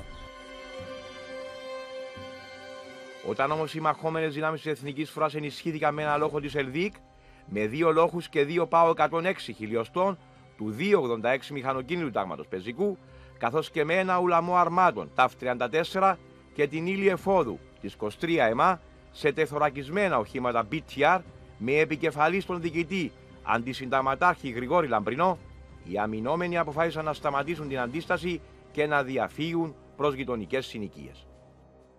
Έγιναν οδομαχίες στους γύρω δρόμους, γιατί οι ομάδες είχαν οργανωμένες έξω και εδόθησαν μάχες σε διάφορα δρομάκια που πλησίαζε και ο στρατός και σιγά σιγά περιέσφυγαν των κλειών.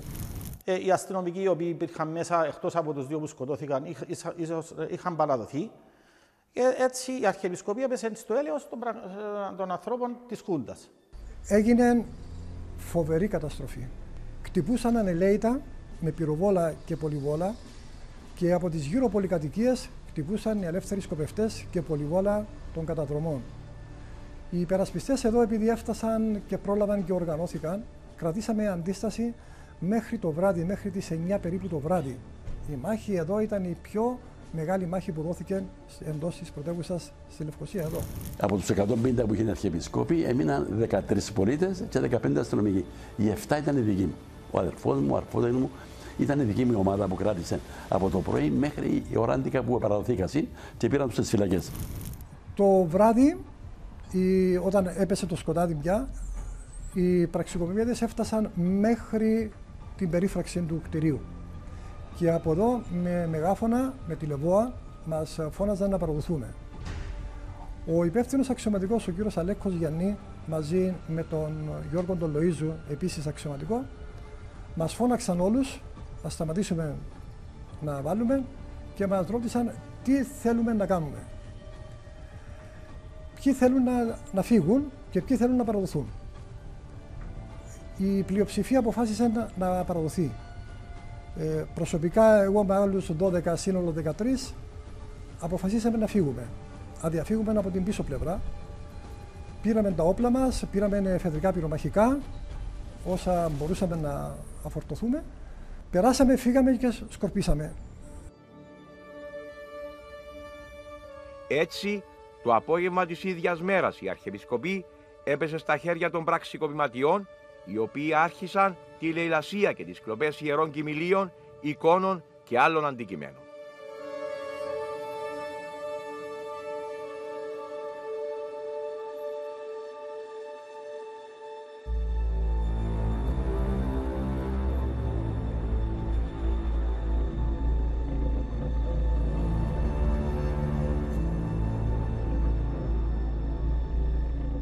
Κλαπέντα κοιμήλια και έργα τέχνης. Μεγαλόσταυρος Παναγίου Τάφου. Χρυσούς Στέφανος. 3 αναμνηστικά χρυσά νομίσματα. Εγκόλπιον συγχρόνου τέχνης. Χρυσούν μετάλλιον με απεικόνιση Αγίου. Περιδέρεων εκ χρυσών νομισμάτων. Χρυσή καρδιά. Πήρα μαζί τους τα αποθηκευμένα όπλα, τα οποία μοίρασαν σε άντρες της ΕΟΚΑΒΙΤΑ και σε συλλευθέντες της ΕΟΚΑΒΙΤΑ που κρατούνται στις κεντρικές φυλακές και είχαν ήδη ελευθερωθεί από άντρες της Εθνικής Φρουράς νωρίτερα. Οι πραξικοπηματίες όταν μπήκαν στην Αρχιεπισκοπή την λαιλάτισαν κυριολεκτικά. Τα πάντα, πήραν τα πάντα, σήκωσαν τα πάντα. Ό,τι τιμαλφοί υπήρχαν, από άμφια, από ιερά δισκοπότηρα, από χρυσούς σταυρούς, ό,τι είχε ο Αρχιεπίσκοπος Μακάριος στις συλλογές του και στην προσωπική του καθημερινή ενδυμασία, τα πήραν όλα, τα πάντα. Έκατσαν εδώ αρκετές μέρες και φόρτωναν, όπως μας είπαν οι περίοικοι εδώ, φόρτωναν ολόκληρα φορτηγά με περιουσία της Αρχιεπισκοπής. Εισήλθαν στην Αρχιεπισκοπή και με σκοπό να λαιλατίσουν την Αρχιεπισκοπή, είτε σε αντικείμενα είτε σε έγγραφα. Και από ό,τι φαίνεται, μετά από καταγραφή που έγινε των αντικειμένων και των προσωπικών του Αρχιεπισκόπου του Μακαρίου, αλλά και άλλων αντικειμένων, φάνηκε ότι έκλεψαν, γυροβολώντας σε κάποιες προθήκες οι οποίες βρίσκονται στον πάνω όροφο δίπλα από το διαμέρισμα του Αρχιεπισκόπου, αντικείμενα τα οποία δωρήθηκαν προς τον Αρχιεπίσκοπο, τα οποία είχαν μεγάλη αξία τότε. Και για τον τόπο, αλλά και για προσωπικά για τον ίδιο τον Μακάριο.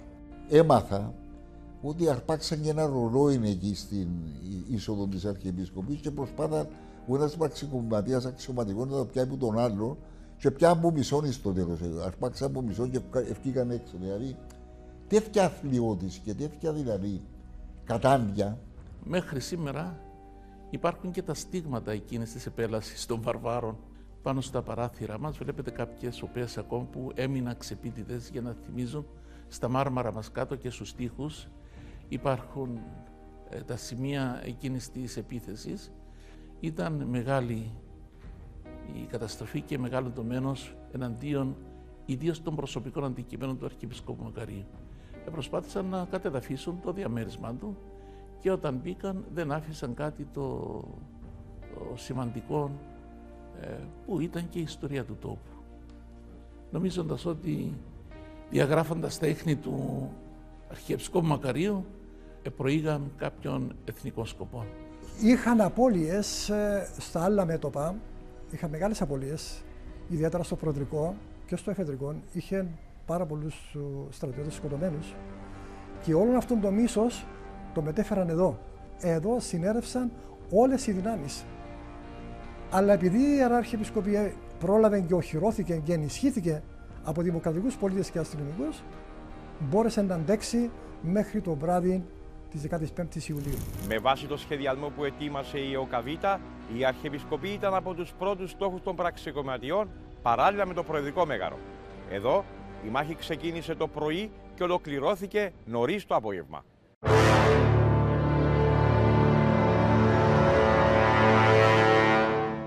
Χρόνια μετά και οι σκηνές ολοζώντανε να θυμίζουν την υπέροχη θυσία τους.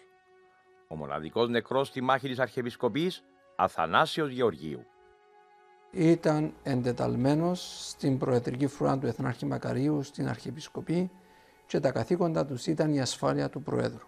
Ο Αθανάσης ήταν νυχτερινή βάρια μαζί με άλλους συναδέρφους του. Στη βάρια μου εργάζεται και ο Μακαρίτης ο Θανάσης, ο μοναδικός αστυνομικός ο οποίος σκοτώθηκε στην Ιερά Αρχιεπισκοπή. Το βράδυ εκείνο εκάλυπταν το δρομολόγιο του Εθνάρχη Μακαρίου που ήταν στην εξοχική κατοικία στο Τρόδος και το πρωί θα τέλειωνε το καθήκον του και ξεκινούσε με άδεια για να επιστρέψει στο χωριό μας για να δει τους γονείς μας. Η ώρα 7 είχε τελειώσει από το καθήκον του και επέστρεψε στο σπίτι. Ο Αθανάσης, ο αδερφός μου, ήταν ο χειριστής του πολυβόλου, το οποίο διέθετε η Αρχιεπισκοπή. Γύρω στις 8 και 4 και 20 εκδηλώθηκε το πραξικόπημα, ακούστηκαν, ήχησαν οι σιρήνες, έτρεξε και επέστρεψε πίσω στα καθήκοντα στην Αρχιεπισκοπή. Αφού πήρε το πυροβόλο, το βαρέο πυροβόλο όπλο, ανέβηκε στην οροφή της Αρχιεπισκοπής. Μετά που ένα τεθωρακισμένο τάγκς μπήκε στο άνοιγμα της Αρχιεπισκοπής μπροστά από το άγαλμα της Ελευθερίας, αναγκάστηκε από τα πυρά του τάγκς να κατέβει από η στέγη που ήταν με το πολυβόλο και να κατέβει στο ισόγειο, στο δωμάτιο, το ανατολικό δωμάτιο. Σε κάποια στιγμή ο Μάριος Χριστοδούλου φαίνεται πληγώθηκε στο πρόσωπο και βγήκε έξω μαζί με τον αδερφό του για να τον περιθάλψουν και εκείνη τη στιγμή ακούστηκε μια δυνατή έκρηξη και όταν επέστρεψα, γέμισε ο διάδρομος σκόνη και όταν επέστρεψα στο δωμάτιο που ήταν προηγουμένως, που ήταν ο Αθανάσης με το πολυβόλο, τον είδαν να ήταν κάτω στο πάτωμα. Ήταν ζωντανός σύμφωνα με τη μαρτυρία του Μάριου Χριστοδούλου. Τον μετέφεραν από εκεί προς τον διάδρομο, τον μετέφεραν στο Ιαννικό Νοσοκομείο στη Λευκοσία, αλλά εκεί λόγω του ότι οι πραξικοπηματίες είχαν καταλάβει το νοσοκομείο δεν επέτρεψαν να παραληφθεί και αναγκάστησαν να τον επιστρέψουν πίσω στην Αρχιεπισκοπή. Τότε κάλεσαν κάποιον ψυχίατρο που ήταν κοντά στην Αρχιεπισκοπή, το ονόματι Μαυραντώνη, ο οποίος τον εξέτασε και διαπίστωσε ότι ήταν νεκρός.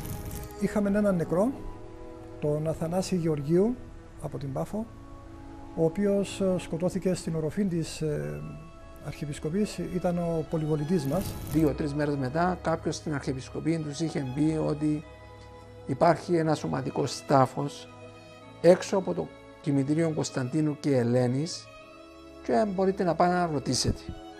Τότε η νύφη μου η Ανδρούλα μαζί με τον πατέρα μου και την αδερφή μου που εφιλοξενεί τον κοντά τους πήγαν στο κημητήριο Κωνσταντίνου και Ελένης, όπου ευρήκαν τον Παπάτσεστον και μετά από την περιγραφή που έδωσαν με τα στοιχεία, διότι τα χαρακτηριστικά του αδερφού μου Αθανάση είχε μία ελιάνη στο μάγουλο και ένα χρυσοδόντι.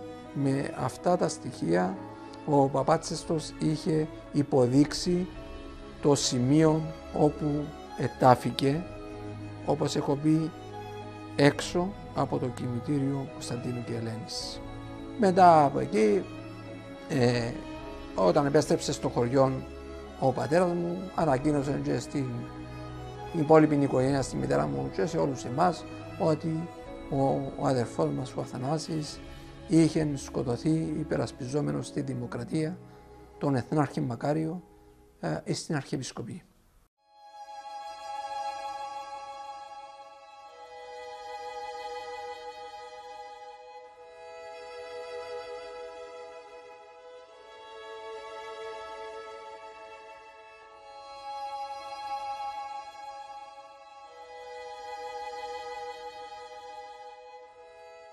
Οι μνήμες φορτισμένες. Μια οικογένεια συνυφασμένη με την τραγωδία. Ο δεύτερος αδερφός, καθότι ήμασταν συνόλου 10 παιδιά, ο οποίος το 1973 κατετάγηκε στην Εθνική Φρουρά και υπηρετούσε στο 226 τάγμα πεζικού στην Αλική. Όταν έμαθε για τον θάνατο του αδερφού μας, του εδόθη ολιγοήμερη άδεια να επισκεφθεί τους γονείς μας στο χωριό. Επέστρεψε πίσω στο στρατό, αν θυμάμαι καλά γύρω στις 11 του Αυγούστου, επικοινώνησε στο κοινοτικό τηλέφωνο, διότι δεν υπήρχαν τηλέφωνα τότε, στο κοινοτικό τηλέφωνο και ανέφερε ότι είχε μετακινηθεί το τάγμα του από την Αλική της Λάρνακας στο Παλέκυθρο της Κιθρέας και ότι ήταν καλά. Ίσως αυτό να ήταν και η τελευταία φορά που επικοινωνούσε μαζί μας. Πέρασαν τα χρόνια, για να είμαστε ειλικρινείς, οι γονείς μας ανάθρεψαν τα παιδιά τους, μέσα τους φύλαγαν χρήματα πιστεύοντας ότι ο Γιαννάκης, ο αγνοούμενος, θα επέστρεφε. Δυστυχώς το 2006, μετά από τα χρήματα, τα έξοδα τα οποία οι γονείς μου είχαν για τον αδερφό μου, ανεγέρθηκε στο χωριό Αμαριέτη, στον περίβολο της εκκλησίας, ένα μνημείο με 2 στήλες. Το 2006 έγιναν τα αποκαλυπτήρια της προτομής του αδερφού μου του Αθανάσιου και δίπλα η στήλη όπου αναγράφει το όνομα του αγνοούμενου αδερφού μου Γιαννάκη, με την ελπίδα κάποια μέρα να επιστρέψει. Ήταν σκοπός ζωής των γονιών μας, φεύγοντας, να μείνουν και να δημιουργήσουμε αυτό το μνημείο. Φέτος, 50 χρόνια μετά, αυτό το πράγμα ολοκληρώνεται, δηλαδή ολοκληρώνουμε μια επιθυμία των γονιών μας και θέλω να πιστεύω ότι μακάρι να επιστρέψει και σίγουρα τα πράγματα θα είναι πολύ διαφορετικά. Επίσης να αναφέρω ότι τόσο ο Αθανάσης όσο και ο αδερφός μου ο Γιαννάκης που ήταν στρατιώτης στο Παλέκυθρο Ήταν επιλογή τους να μείνουν πιστοί στο καθήκον, υπερασπιζόμενοι την δημοκρατία και την ελευθερία της πατρίδας μας.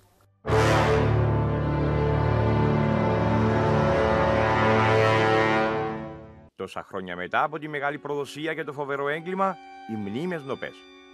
Σε αυτό το συναπάντημα χρέους καλούμαστε να τιμήσουμε τους αγωνιστές της δημοκρατίας. Ο Σαββάκης Ευαγόρου Ζήνωνος, ο πρώτος νεκρός στο Προεδρικό Μέγαρο. Εκείνη την ημέρα ήταν υπηρεσία στο Προεδρικό Σκοπιάν, στο σημείο που λέγεται Ελικοδρόμιο. Ήταν αραβωνιασμένος, έδινε προσκλητήρια για το γάμο του. Βρήκαμε στη στολή του και έναν προσκλητήριο το οποίο ήταν ματωμένο. Οι πληροφορίες που έχω πόσες σκοτώθηκε από έναν που ήταν μαζί του εκείνη την ώρα στο σημείο που λέγεται Ελικοδρόμιο στο Προεδρικό ήταν ότι όταν γύρισε να του μιλήσει τον είδε μέσα στα αίματα κάτω. Φαίνεται ότι ο αδερφός μου πληγώθηκε από τα θράσματα της οβίδας που έριξε το τεθωρακισμένο στην πύλη του Προεδρικού. Μετά όταν βρήκαμε το σώμα του στον ομαδικό τάφο που τον έθαψαν έξω από το νεκροταφείο του Κωνσταντίνου και Ελένης στη Λευκοσία, βρήκαμε μαζί με το σκελετό 25 σφαίρες που ήταν πάνω στο κορμί του, τα θράσματα που ήταν στην πλάτη του και είχε πυροβοληθεί κάτω από το σαγόνι και βγήκε μια σφαίρα από το κρανίο. Στην ιατροδικαστική έρευνα που έκαναν και μας έδωσαν, έλεγε ότι ήταν ζωντανός μέχρι εκείνο το σημείο που πυροβολήθηκε στο κεφάλι.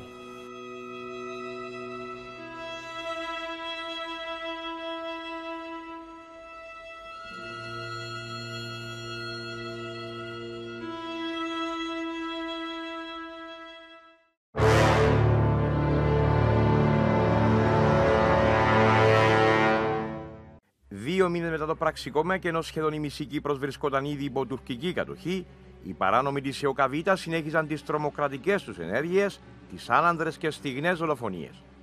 Στις 8 Σεπτεμβρίου 1974, στη διάρκεια του λεγόμενου μεταπραξικοπήματος, ο Δημοσθένης έπεφτε νεκρός στη μέση του χωριού του μπροστά στη σύζυγό του, η οποία τραυματίστηκε επίσης από τις σφαίρες αμετανόητων πραξικοπηματικών στοιχείων.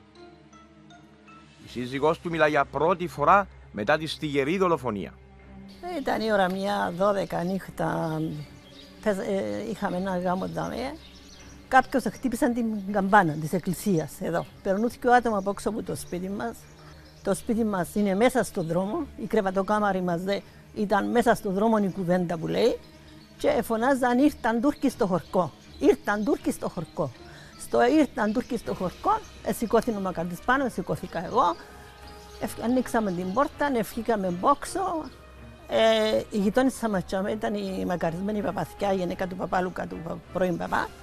Και λέει μας, μάνα μου, λέει, εσείς πού να πάτε. Και είναι με τα όπλα, αρχίσαν και παίζουν οι δύο. Εσείς πού να πάτε, λέει μας, στραφείτε πίσω. Φώναζα και εγώ του μακαρίτη να στραφούμε πίσω. Στο να στραφούμε πίσω, βούρησε μπροστά. Βούρησα και εγώ πιο μπροστά. Άκουσα τον πατέρα μου που φώναζαν και λέει, να πιάστε τα όπλα που κρατάτε και πάτε από εκεί που είναι οι Τούρκοι. Οι Τούρκοι πιάνουν τη μισή Κύπρο, λέει του και εσείς είσαστε δάμε να μας παίξετε εμάς. Έγινε και μαντζελιόν, ήρθε το χορκόν ούλο δάμε τούτη. Κόσμος που δάχαμε τους δρόμους ούλος, εγέμωσαν, ήταν το χωριό ούλο δάχαμε. Αρκέψαν τους να φύγουν και ξέρω εγώ, πιάσαν κάποιον που είχε το ψημένο πάνω, δεν το είχε χαμηλά ο άνθρωπος. Λαλή τους προσέξετε, λαλή τους, γιατί το όπλο είναι γεμάτο. Μήπως και πισωκλωτήσει και να πάει κανένας άδικα, λαλή του. Έφυγε άλλος δεύτερος, 3 άτομα εδώ πάνω σε το σημείο που δάχαμε, άρχισαν, έπαιζαν προς τον αέρα. Ο ένας ο μεσαίος που ήταν, έπαιζε χαμηλά. Την ώρα που παίξε χαμηλά, έπιασε τον μακαρίτη ακριβώς. Που δάμε γύρισε, έπιασε τον και πήγε πίσω. Έπαιζε και χαμηλά. Την ώρα που πέσανε, πετάχτηκε και κάτω που τι. Έτρεξα πίσω τους. Το έτρεξα πίσω του ακριβώς στην είσοδο εκεί στο στήλο της κάμαρας που ντιάμε. Στράφει πίσω και παίξε με μένα. Αριστερή πλευρά, έφα μου τη λεκάνη. Ακόμα λίγο, αν εμείνησκα, τέρναμε και εγώ πεθαμένη. 3 μωρά στους δρόμους. Την επομένη, πιάν τον μακαρίτη, πήραν τον νοσοκομείο, που το νοσοκομείο πήγαν η αστυνομία, πιάσαν τον, Γύρισαν τον την Πάφον ολόκληρη και φωνάζα στην ορισμένα συστήματα να φύγουν οι πραξικοματίες από την Πάφον, να φύγουν, να το θάψουν, δεν τον έθαυκαν οι παφίτες. Φωνάζαν μέσα στον αστυνομικό σταθμό, ήταν σαν πανηγύρις μεγάλη και ευχαριστώ τον κόσμο που έκαμε τόση επανάσταση, διότι μπορούσαν να σκοτώσουν κι άλλον κόσμο ακόμα. Συνεχίσαν που είχαμε, έφεραν το κόσι. Το αίτημα αυτής της λαϊκής συγκέντρωσης, που ήταν μια ενδυνάμει επαναστατική εκδήλωση, ήταν να εκκαθαριστεί ο κεντρικός αστυνομικός σταθμός της Πάφου από τα πραξικοηματικά στοιχεία, από τον παρουσιαζόμενο ως αστυνομικό διευθυντή Πάφου, και προς τούτο διατυπωνόταν το αίτημα να έρθει στην Πάφο ο Υπουργός Εσωτερικών και ο αρχηγός Εθνικής Φρουράς, στρατηγός Καραγιάννης, ακριβώς για να προχωρήσουν σε κάθαρση του αστυνομικού σταθμού της Πάφου από τα πραξικοηματικά στοιχεία. Στείλα μου μήνυμα ότι εάν δεν πιάνουν τον νεκρό, έβαλαν τον μπροστά από την αστυνομία μες στο φερετρόν και είπαν ότι πρέπει να έρθει ο Υπουργός εδώ για να το θάψουμε. Μαζευτήκαν εκεί κάπου καμιά 500 ένοπλοι και μαυροφόροι και με τα όπλα και με ούλα. Οπότε είπα του Σάβα, του Αντωνίου, λέω του Σάβα, ετοιμάσου και του Καραγιάννη, του στρατηγού, να έρθετε λαλό τους, να πάμε στην Πάφο, έχουν το πρόβλημα και έχουν τον νεκρό, δεν τον εθάψαν, αν δεν πάμε εκεί. Λέει μου ο στρατηγός, κύριε Υπουργέ, να πάρουμε μια δημιουργία μαζί μας. Θα δούμε αρχιέν και πάμε για να πολεμήσουμε, πάμε για να τα βρούμε μαζί τους. Πήγαμε που την πίσω πόρτα, μπήκαμε μέσα στην αστυνομία, κλειστές οι πόρτες στα κάγκελα, από έξω γεμάτη πλατεία απέναντι από το ξενοδοχείο, με μαυροφόρους, με τα όπλα, και το φέρετρο μπροστά. Αρχίζουν μια φωνή, δηλαδή μέσα, κύριε Υπουργέ, εκεί που είσαι είναι οι πραξικοπηματίες, εν τούτοι που φέραν τους Τούρκους στην Κύπρο. Τούτοι που, λοιπόν, δεν μιλούμε μαζί σου αν δεν βγεις από το χώρο εκείνο, το οποίο κυβερνούν οι πραξικοπηματίες. Λέω τους, ανοίξτε τα κάγκελα να βγούμε έξω. Λέει μου ο στρατηγός, κύριε Υπουργέ, λέει μου, θα βαλτιτσάρω. Λέω του, δεν έχω άλλη εκλογή εγώ. Αν δεν πάω μαζί τους, πρέπει να παραιτήσω. Πρέπει να ανοίξετε τις πόρτες να πάμε. Ανοίξαν τις πόρτες πράγματι και γεγονός ότι εδώ κάνουμε προστασία ορισμένη. Ανέλαβα την ευθύνη να εκφωνώ από το μικρόφωνο αυτό το μήνυμα. Ήταν μια πολύ εκρηκτική ατμόσφαιρα και εγκυμονούνταν μεγάλη κίνδυνη, διότι ήδη πολλοί από τους συμμετέχοντες στην εκδήλωση άρχισαν να παραδίδουν στην πυρά αυτοκίνητα χουντικών αστυνομικών που βρίσκονταν στον προαύλιο χώρο. Το λοιπόν βοήθησε με βοηθηβάλλη αλήθεια και την ώρα και έπιασα το μικρόφωνο και είπα τους, αν ήμουν στη θέση σας θα έκανα τα ίδια και χειρότερα από ό,τι κάνετε εσείς. Αλλά εδώ έχουμε έναν νεκρό μπροστά μας και έχουμε καθήκον πρώτα ιερών να πάμε να τον κάνουμε στην εκκλησία, να το θάψουμε και μετά να έρθουμε να λογαριαστούμε, να δούμε τι μπορούμε να κάνουμε. Δεχτήκαν τον την εισήγηση και είπα εγώ στην αστυνομία, πιάστε τον, επάρτε τον, εγώ θα μείνω πίσω, έτσι θα πάω στην λειτουργία. Έμεινα και με το Σάββα τον Αντωνίου και λέω του κάνουμε μετάθεση γρήγορα. Μεταξύ μας έκαμα του Θησιοκαπίτα, αλλά έκαμα και ένα δικό του Μακαρίου φανατικούς που ήταν πολλά που δημιουργούσαν το κλίμα. Έγινε η κηδεία, ήρθαν πίσω. Όταν κάτσαμε στη σύσκεψη, λέω, πέτε μου πού είναι οι πραξικοπηματίες. Έγιναν μεταθέσεις, φύγανε από την Πάφο. Για να μην ειλικρινής, συμπεριφέρθηκαν πολύ καλά όντως. Και την ώρα που φύγαμε, χειροκροτούσαμε, ευχαριστούμε για την. Πράγματι προσήλθαν, απίφθηναν χαιρετισμό και υπήρξε μια εκτόνωση αυτής της τρομακτικής έντασης που είχε δημιουργηθεί. Σταματήσαν και μπορούσαν και φέραν τον και θάψαν τον Μακαρίτη. Ούτε παράστηκα, ούτε ήξερα, ούτε την ώρα, ούτε την κηδεία που έγινε, ούτε τίποτε. Ήταν 3 παιδιά. Έμεινα εσύ. Η μία η κόρη μου ήταν 2,5 χρονών. Η άλλη ήταν 4, ο γιος μου ήταν 8, μεγάλος που αντιλαμβάνεται. Την επομένη ρωτούσε με, μάμα, ο παπάς μου που είναι, γιατί δεν ήρθε. Έλα του, μάνα μου, που να ξέρω, είναι στο στρατό, είπα του και να έρθει. Έφτιανε κάθε λίγο, μα παπά μου πούντο, τον παπά μου πούντο, γιατί δεν ήρθε. Ο παπάς του τάδε ήρθε, ο παπάς του τάδε ήρθε που είναι στο στρατό. Εμένα ο παπάς μου δεν ήρθε, να έρθει, μάνα μου, να έρθει. Τι έπρεπε να κάνουμε. Εμείς έλειπαμε από την Πάφο, δεν ήξεραμε κανέναν να πω, είμαστε μες στην Πάφο και ξέραμε τον Α ή τον Β. Έλειπαμε από την Πάφο, είμαστε για 10 χρόνια στη Λεμεσόνη, καθόμαστε στη Γερμασόγεια και δουλεύκαμε στο γάλα του Μακάρη του Άριστου.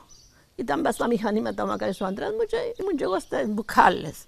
Ήρθαμε πριν 1 χρόνο πριν το πραξικόπημα, που ήταν καλύτερα να μην ερχόμουν. Για μένα ήταν καλύτερα να μην ερχόμουν.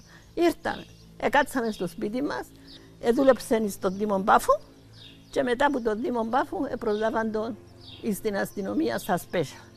Δούλευκαν στην αστυνομία στα special ο άντρας. Τον άντρα μου τον ένοιαζε μόνο το σπίτι του, δεν τον ένοιαζε. Με ο Α ήταν που ήταν, ούτε ο Β ήταν που ήταν. Διαρωτούμε μέχρι σήμερα γιατί έγινε το κακό. Τη στιγμή που ο άντρας μου δεν έφταξε σε κανέναν. Ένοπλοι μασκοφόροι της ΕΟΚΑΒΙΤΑ πήγαν στο μέσα χωριό και διέταξαν τους χωριανούς να σβήσουν συνθήματα που ήταν γραμμένα για την επιστροφή του Αρχιεπισκόπου Μακαρίου. Ο Δημοσθένης Γεωργίου φώναξε στους πραξικοπηματίες να φύγουν από το χωριό. Τότε άρχισαν να πυροβολούν, σκοτώνοντας εψυχρό το Δημοσθένη και τραυματίζοντας τη σύζυγό του καθώς και τον Γεώργιο Παπαγρηγορίου. Ήρθα για να σβήσουν τα γράμματα που όπως βλέπετε ακόμα υπάρχουν εκεί πάνω. Δεν έχουν σβηστεί. Κάποιος άλλος χτυπούσαν την καμπάνα, όπως είπα και προηγουμένως, χτυπούσαν την καμπάνα συνέχεια. Επήγαινε ένας χωριανός για να πιάσει την καμπάνα να μην την χτυπούν και ο άλλος κρατούσε την πογιά. Και από την πογιά που ευκάλαν και είπαν ότι ας πούμε ήρθα για να σβήσουν τα γράμματα του Μακάριου και γι' αυτόν εκράταν την πογιά και έλουσαν τον άνθρωπο που πάνω και τύφλωσαν τον με την πογιά.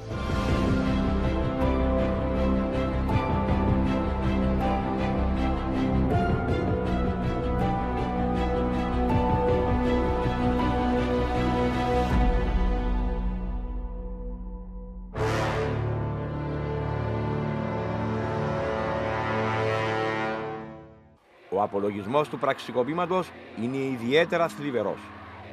Πάθηκε μίση ετών, βρήκαν διέξοδο να εκδηλωθούν εκδικητικά κατά τον πλέον απαράδεκτο τρόπο. Μετά από απόφαση του Υπουργικού Συμβουλίου στις 4 Μαΐου του 2000 για ετοιμασία καταλόγου φωνευθέντων Ελληνοκυπρίων και Ελλαδιτών κατά το πραξικόπημα, η συνέπεια τούτου το Υπουργείο Εξωτερικών ετοίμασε ξεχωριστούς καταλόγους. Πεσόντες αντιστασιακοί 41, εκ των οποίων 16 πολίτες, 16 αστυνομικοί, 5 ειδικοί αστυνομικοί και 4 στρατιώτες.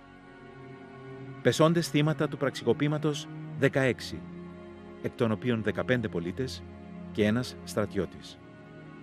Πεσόντες κατά το πραξικόπημα 36, εκ των οποίων 3 εφέδροι αξιωματικοί, 26 στρατιώτες και 1 αστυνομικός.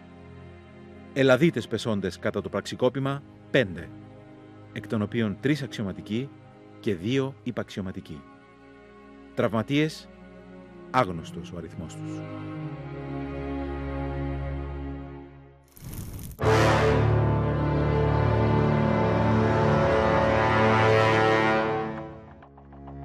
Η φωνή της ελευθερίας σιώπησε. Ακολούθησε η βαρβαρότητα, οι συλλήψεις, οι κακοποιήσεις, οι βασανισμοί, οι εκτελέσεις. Η φρουρά που παραδόθηκε κακοποιήθηκε άγρια από τους Ελλαδίτες αξιωματικούς και από τους στρατιώτες. Μάλιστα, ο κύριος Αλέκος ο Γιαννή χτυπήθηκε βάναυσα και όταν μετά στις κεντρικές φυλακές τον συναντήσαμε, ήταν έναν ράκος. Βεβαίως, μετά την επικράτηση του πραξικοπήματος, οι περισσότεροι συντελεστές του ραδιοσταθμού είχαν συλληφθεί. Εγώ, επειδή ήμουν νέος στην Πάφο, διότι μόλις είχα ολοκληρώσει τις σπουδές μου στην Αθήνα, η φωνή μου δεν ήταν τόσο γνωστή εκείνη την περίοδο και απέφυγα τη σύλληψη. Όμως, μετά την τουρκική εισβολή, μετά την πρώτη φάση της τουρκικής εισβολής και ενώ ήμουν έφεδρος στρατιώτης και επάνδρον παραλιακό φυλάκιο της Εθνικής Φρουράς, πραξικοπηματίες, στελέχη της ΕΟΚΑΒΙΤΑ, ήρθαν στο φυλάκιο και με συνέλαβαν. Με μετέφερα στον αστυνομικό σταθμό, όπου είδα δεκάδες συνεπαρχιώτες μου, δημοκράτες, να βρίσκονται είτε μέσα στα κελιά, είτε στον προαύλιο χώρο του αστυνομικού σταθμού, ανακρινόμενοι από πραξιοηματίες αστυνομικούς ή από άλλα στελέχη της ΕΟΚΑΒΗ. Την Τετάρτη 17 του Ιουλίου, μετά από πολλές προτροπές και ανακοινώσεις του ραδιοφωνικού σταθμού του ΡΙΚ ότι όλοι οι αστυνομικοί έπρεπε να παρουσιαστεί στους τόπους εργασίας των, και πήγα στην αστυνομική διεύθυνση κάτω στην Λευκοσία, στην πύλη Μπαφ. Εκεί με έκλεισαν σε μια αίθουσα μαζί με άλλοι με απολυτικά, άλλοι με τα αστυνομικά ρούχα. Μας άφησαν εκεί μέχρι που εσουρούχωσε και μας μετέφεραν στις κεντρικές φυλακές. Εκεί στις κεντρικές φυλακές μας έβαλαν σε έναν τόπο να ακουμπούμε πάνω σε τείχο και μας κοροϊδεύαν και μας εφώναζε «Τρέχετε το μουσκοντα πισών. Φωνάξετε της μάνας σας στη Ρωσία τώρα να σας εγκλιτώσει». Είμαστε περίπου 300-400 άτομα εκείνον το θάλαμο και μέσα σε κάθε κελίν εμείς είχαμε 10 με 12 άτομα με 2 κουβέρτες. Παραμείναμε εκεί μέχρι το Σάββατο το πρωί. Νωρίς το πρωί, 4-4.30 περίπου, άρχισαν να ακούμε αεροπλάνα να πετούν πάνω από το περιοχή, το φυλακό, το τουρκικά εκεί. Μετά άρχισαν και εκρήξεις. Οι εκρήξεις ήταν, από ό,τι διαπιστώσαμε λίγο αργότερα, στην περιοχή του ΡΙΚ. Μας άνοιξαν και βγήκαμε έξω από τους θαλάμους τους μεγάλους και είμαστε μέσα στην αυλή για λίγο και είδαμε ότι αεροπλάνα τουρκικά ρίχναν συναδεξιπτοδιστές. Εκεί εμείς φωνάζαμε συνέχεια να μας ανοίξουν, ξέρω εγώ, και μετά δόθη διαταγή, μας ανοίξαν τις πύλες εκεί της φυλακής και δώσαμε όλοι να φύγουμε έξω. Είπαν μας κάποιοι ανώτεροι ότι οι οδηγίες που έχουμε είναι να παραδοθούμε.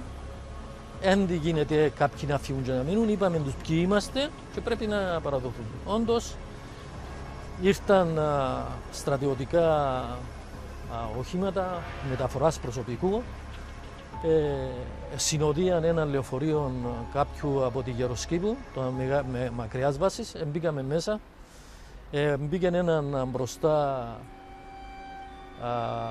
του στρατού και έναν πίσω και μας έφεραν στην αστυνομική διεύθυνση Μπάφου. Στην αστυνομική διεύθυνση Μπάφου μπήκαν μέσα και άρχισαν να μας χτυπούν.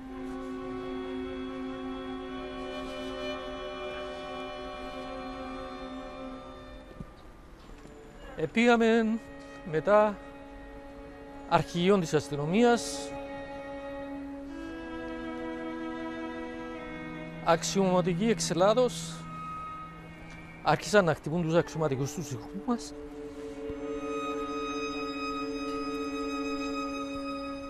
Και καταλήξαμε στις κεντρικές φυλακές. Στις κεντρικές φυλακές μείναμε στο 9, στο προαύλιο, στην αυλή, για εκτελεστικό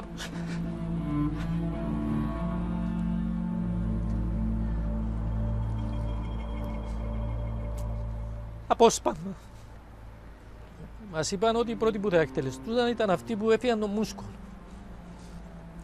Τους άλλους τους έδιναν τροφή, νερό, εμάς όχι.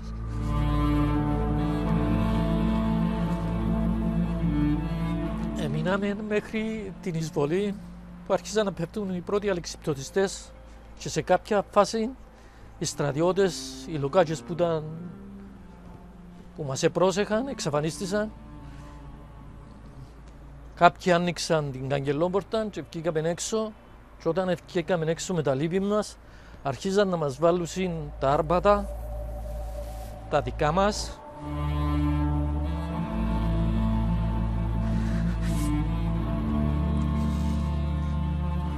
Πέσαμε στα χαρακόμματα, βγήκαμε και ο καθένας πήρε την πορεία του. Καταλήξαμε στο Ράουντα, στο Λάρνακα Road, που υπήρχε ένα αστυνομικό σταθμό, ζητήσαμε όπλα να πολεμήσουμε. Μας είπαν ότι πρέπει να είσαστε στο εκτελεστικό απόσπασμα και αρχίζαν να υβρίζουν, να χτυπούν. Δραπετεύσαμε, φύγαμε και μεταφέρθηκα στην Πάφο. Στην Πάφο καταδιώχτημα μέχρι την τελευταία, μέχρι τις πρώτες ημέρες, και ο σκοπός, από ό,τι είχαμε πληροφορηθεί, ότι θα μας στέλνανε στην Κερίνια να μας σκοτώσουν οι Τούρκοι.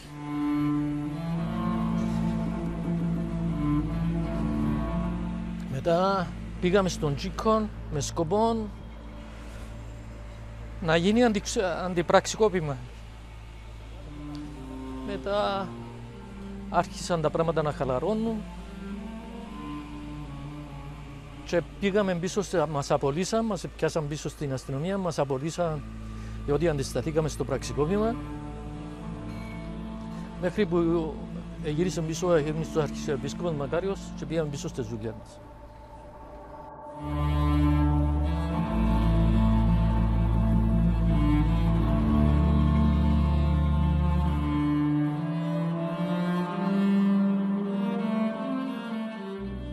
Έξω ακριβώς από το 9 υπήρχε ένα μεγάλο χαράκωμα το οποίο δεν έφαινεσουν, έμπαινε μέσα και δεν έφαινεσουν. Οπότε όπως δεν ήταν σε ευθυτενή το άρμα για να μπορεί να βάλει μέσα στο χαράκωμα. Και πέσαμε όλοι μέσα στο χαράκωμα και πέσαμε ο ένας πάνω στον άλλον και το χαράκωμα οδήγαν προς την έξοδο το φυλακό. Και γι' αυτόν εγκλιτώσαμε από το πολυβολισμό των αρμάτων.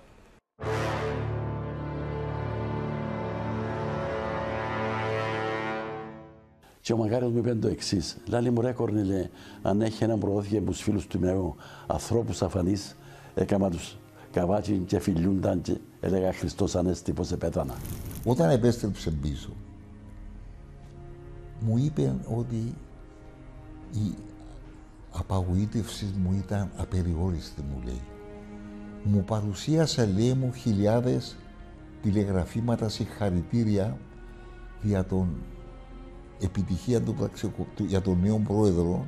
Μου λέει, είδα ονόματα τα οποία πίνουν νερό στο όνομα που ελαλούσα μου. Δηλαδή ήταν τόσο αφοσιωμένοι, υποτίθεται, κοντά μου, που είναι δυνατόν τόσο άνθρωπος να σε χαίρει, διότι και να με ελεηνολογεί εμένα, να πω. They tried to kill me by attacking the presidential palace with mortars and other weapons. The palace was demolished in the attack. They thought that I was killed, and indeed they said over radio that I was dead. As you see, I am alive. Επία την επαύριον στο προεδρικό, και τον Μακάριον, και μόλις με είδε, λέει μου, ανησύχησες Κορνήλε, λέω το Μακάριο ήταν ραγιαστία. Και μου είπε, ήταν πολύ στενοχωρημένος ο Μακάριος. Εδώ τον είδα πολλές φορές στενοχωρημένο, αλλά δεν τον είδα κλάψει. Ήταν στενοχωρημένος όμως, πολλά πικραμμένος. Και μου λέει, ρε Κορνήλε, φαντάσου πόσες απόπειρες γίνονται, αυτές που βλέπουμε και αυτές που δεν βλέπουμε, λέει μου. Αλλά μη φοβάσαι, και έχω κοντράτο με τον Θεό και δεν ξέρω πότε να τερματίσει. Είχα να αντιμετωπίσω εμφύλιο πόλεμο στην Κύπρο. Δεν ήταν όπως ήταν οι άλλοι, έχετε απέναντί σου των εχθρών, των εγκληματίων. Εδώ μιλούμε για...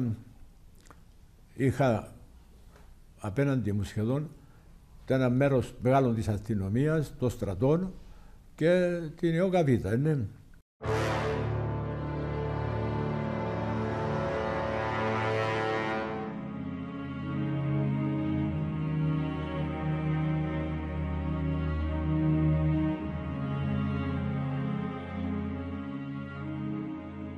Τόσο ο ξένος παράγοντας, η ξένη συνωμοσία, όσο και η ελλαδική χούντα εκμεταλλεύτηκαν αυτά τα γνήσια αισθήματα του Κυπριακού Ελληνισμού ή τμήματος του Κυπριακού Ελληνισμού για να αποκτήσουν πρόσβαση να τους θέσουν τελικά υπό τον πολιτικό τους έλεγχο για να διευκολυνθούν τα σχέδια της τελικής επίθεσης εναντίον της Κύπρου. Η χειρότερη περίοδος της ζωής μου ήταν εκείνη η περίοδος η οποία, άστο που υποτίθεται πολεμήσαμε για άλλα και με άλλα μπροστά μας, αλλά εδώ σκότωνε ο αρφός των αδερφών και δικαιολογούσαν διότι ήταν από την άλλη παράταξη, ναι. Και τούτα που μας εφέρασαν τους Τούρκους, ναι.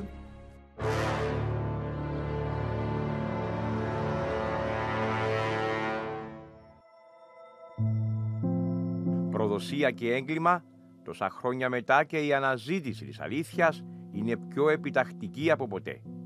Όχι ως εξηλαίωση και ως άλοθη, αλλά με πλήρη συνείδηση. Γιατί ο κίνδυνος πάντα παραμονεύει και πάντα καραδοκεί να παρασιοποιήσει τις παραλήψεις, να κρύψει τα γεγονότα και να αποενοχοποιήσει τους ενόχους.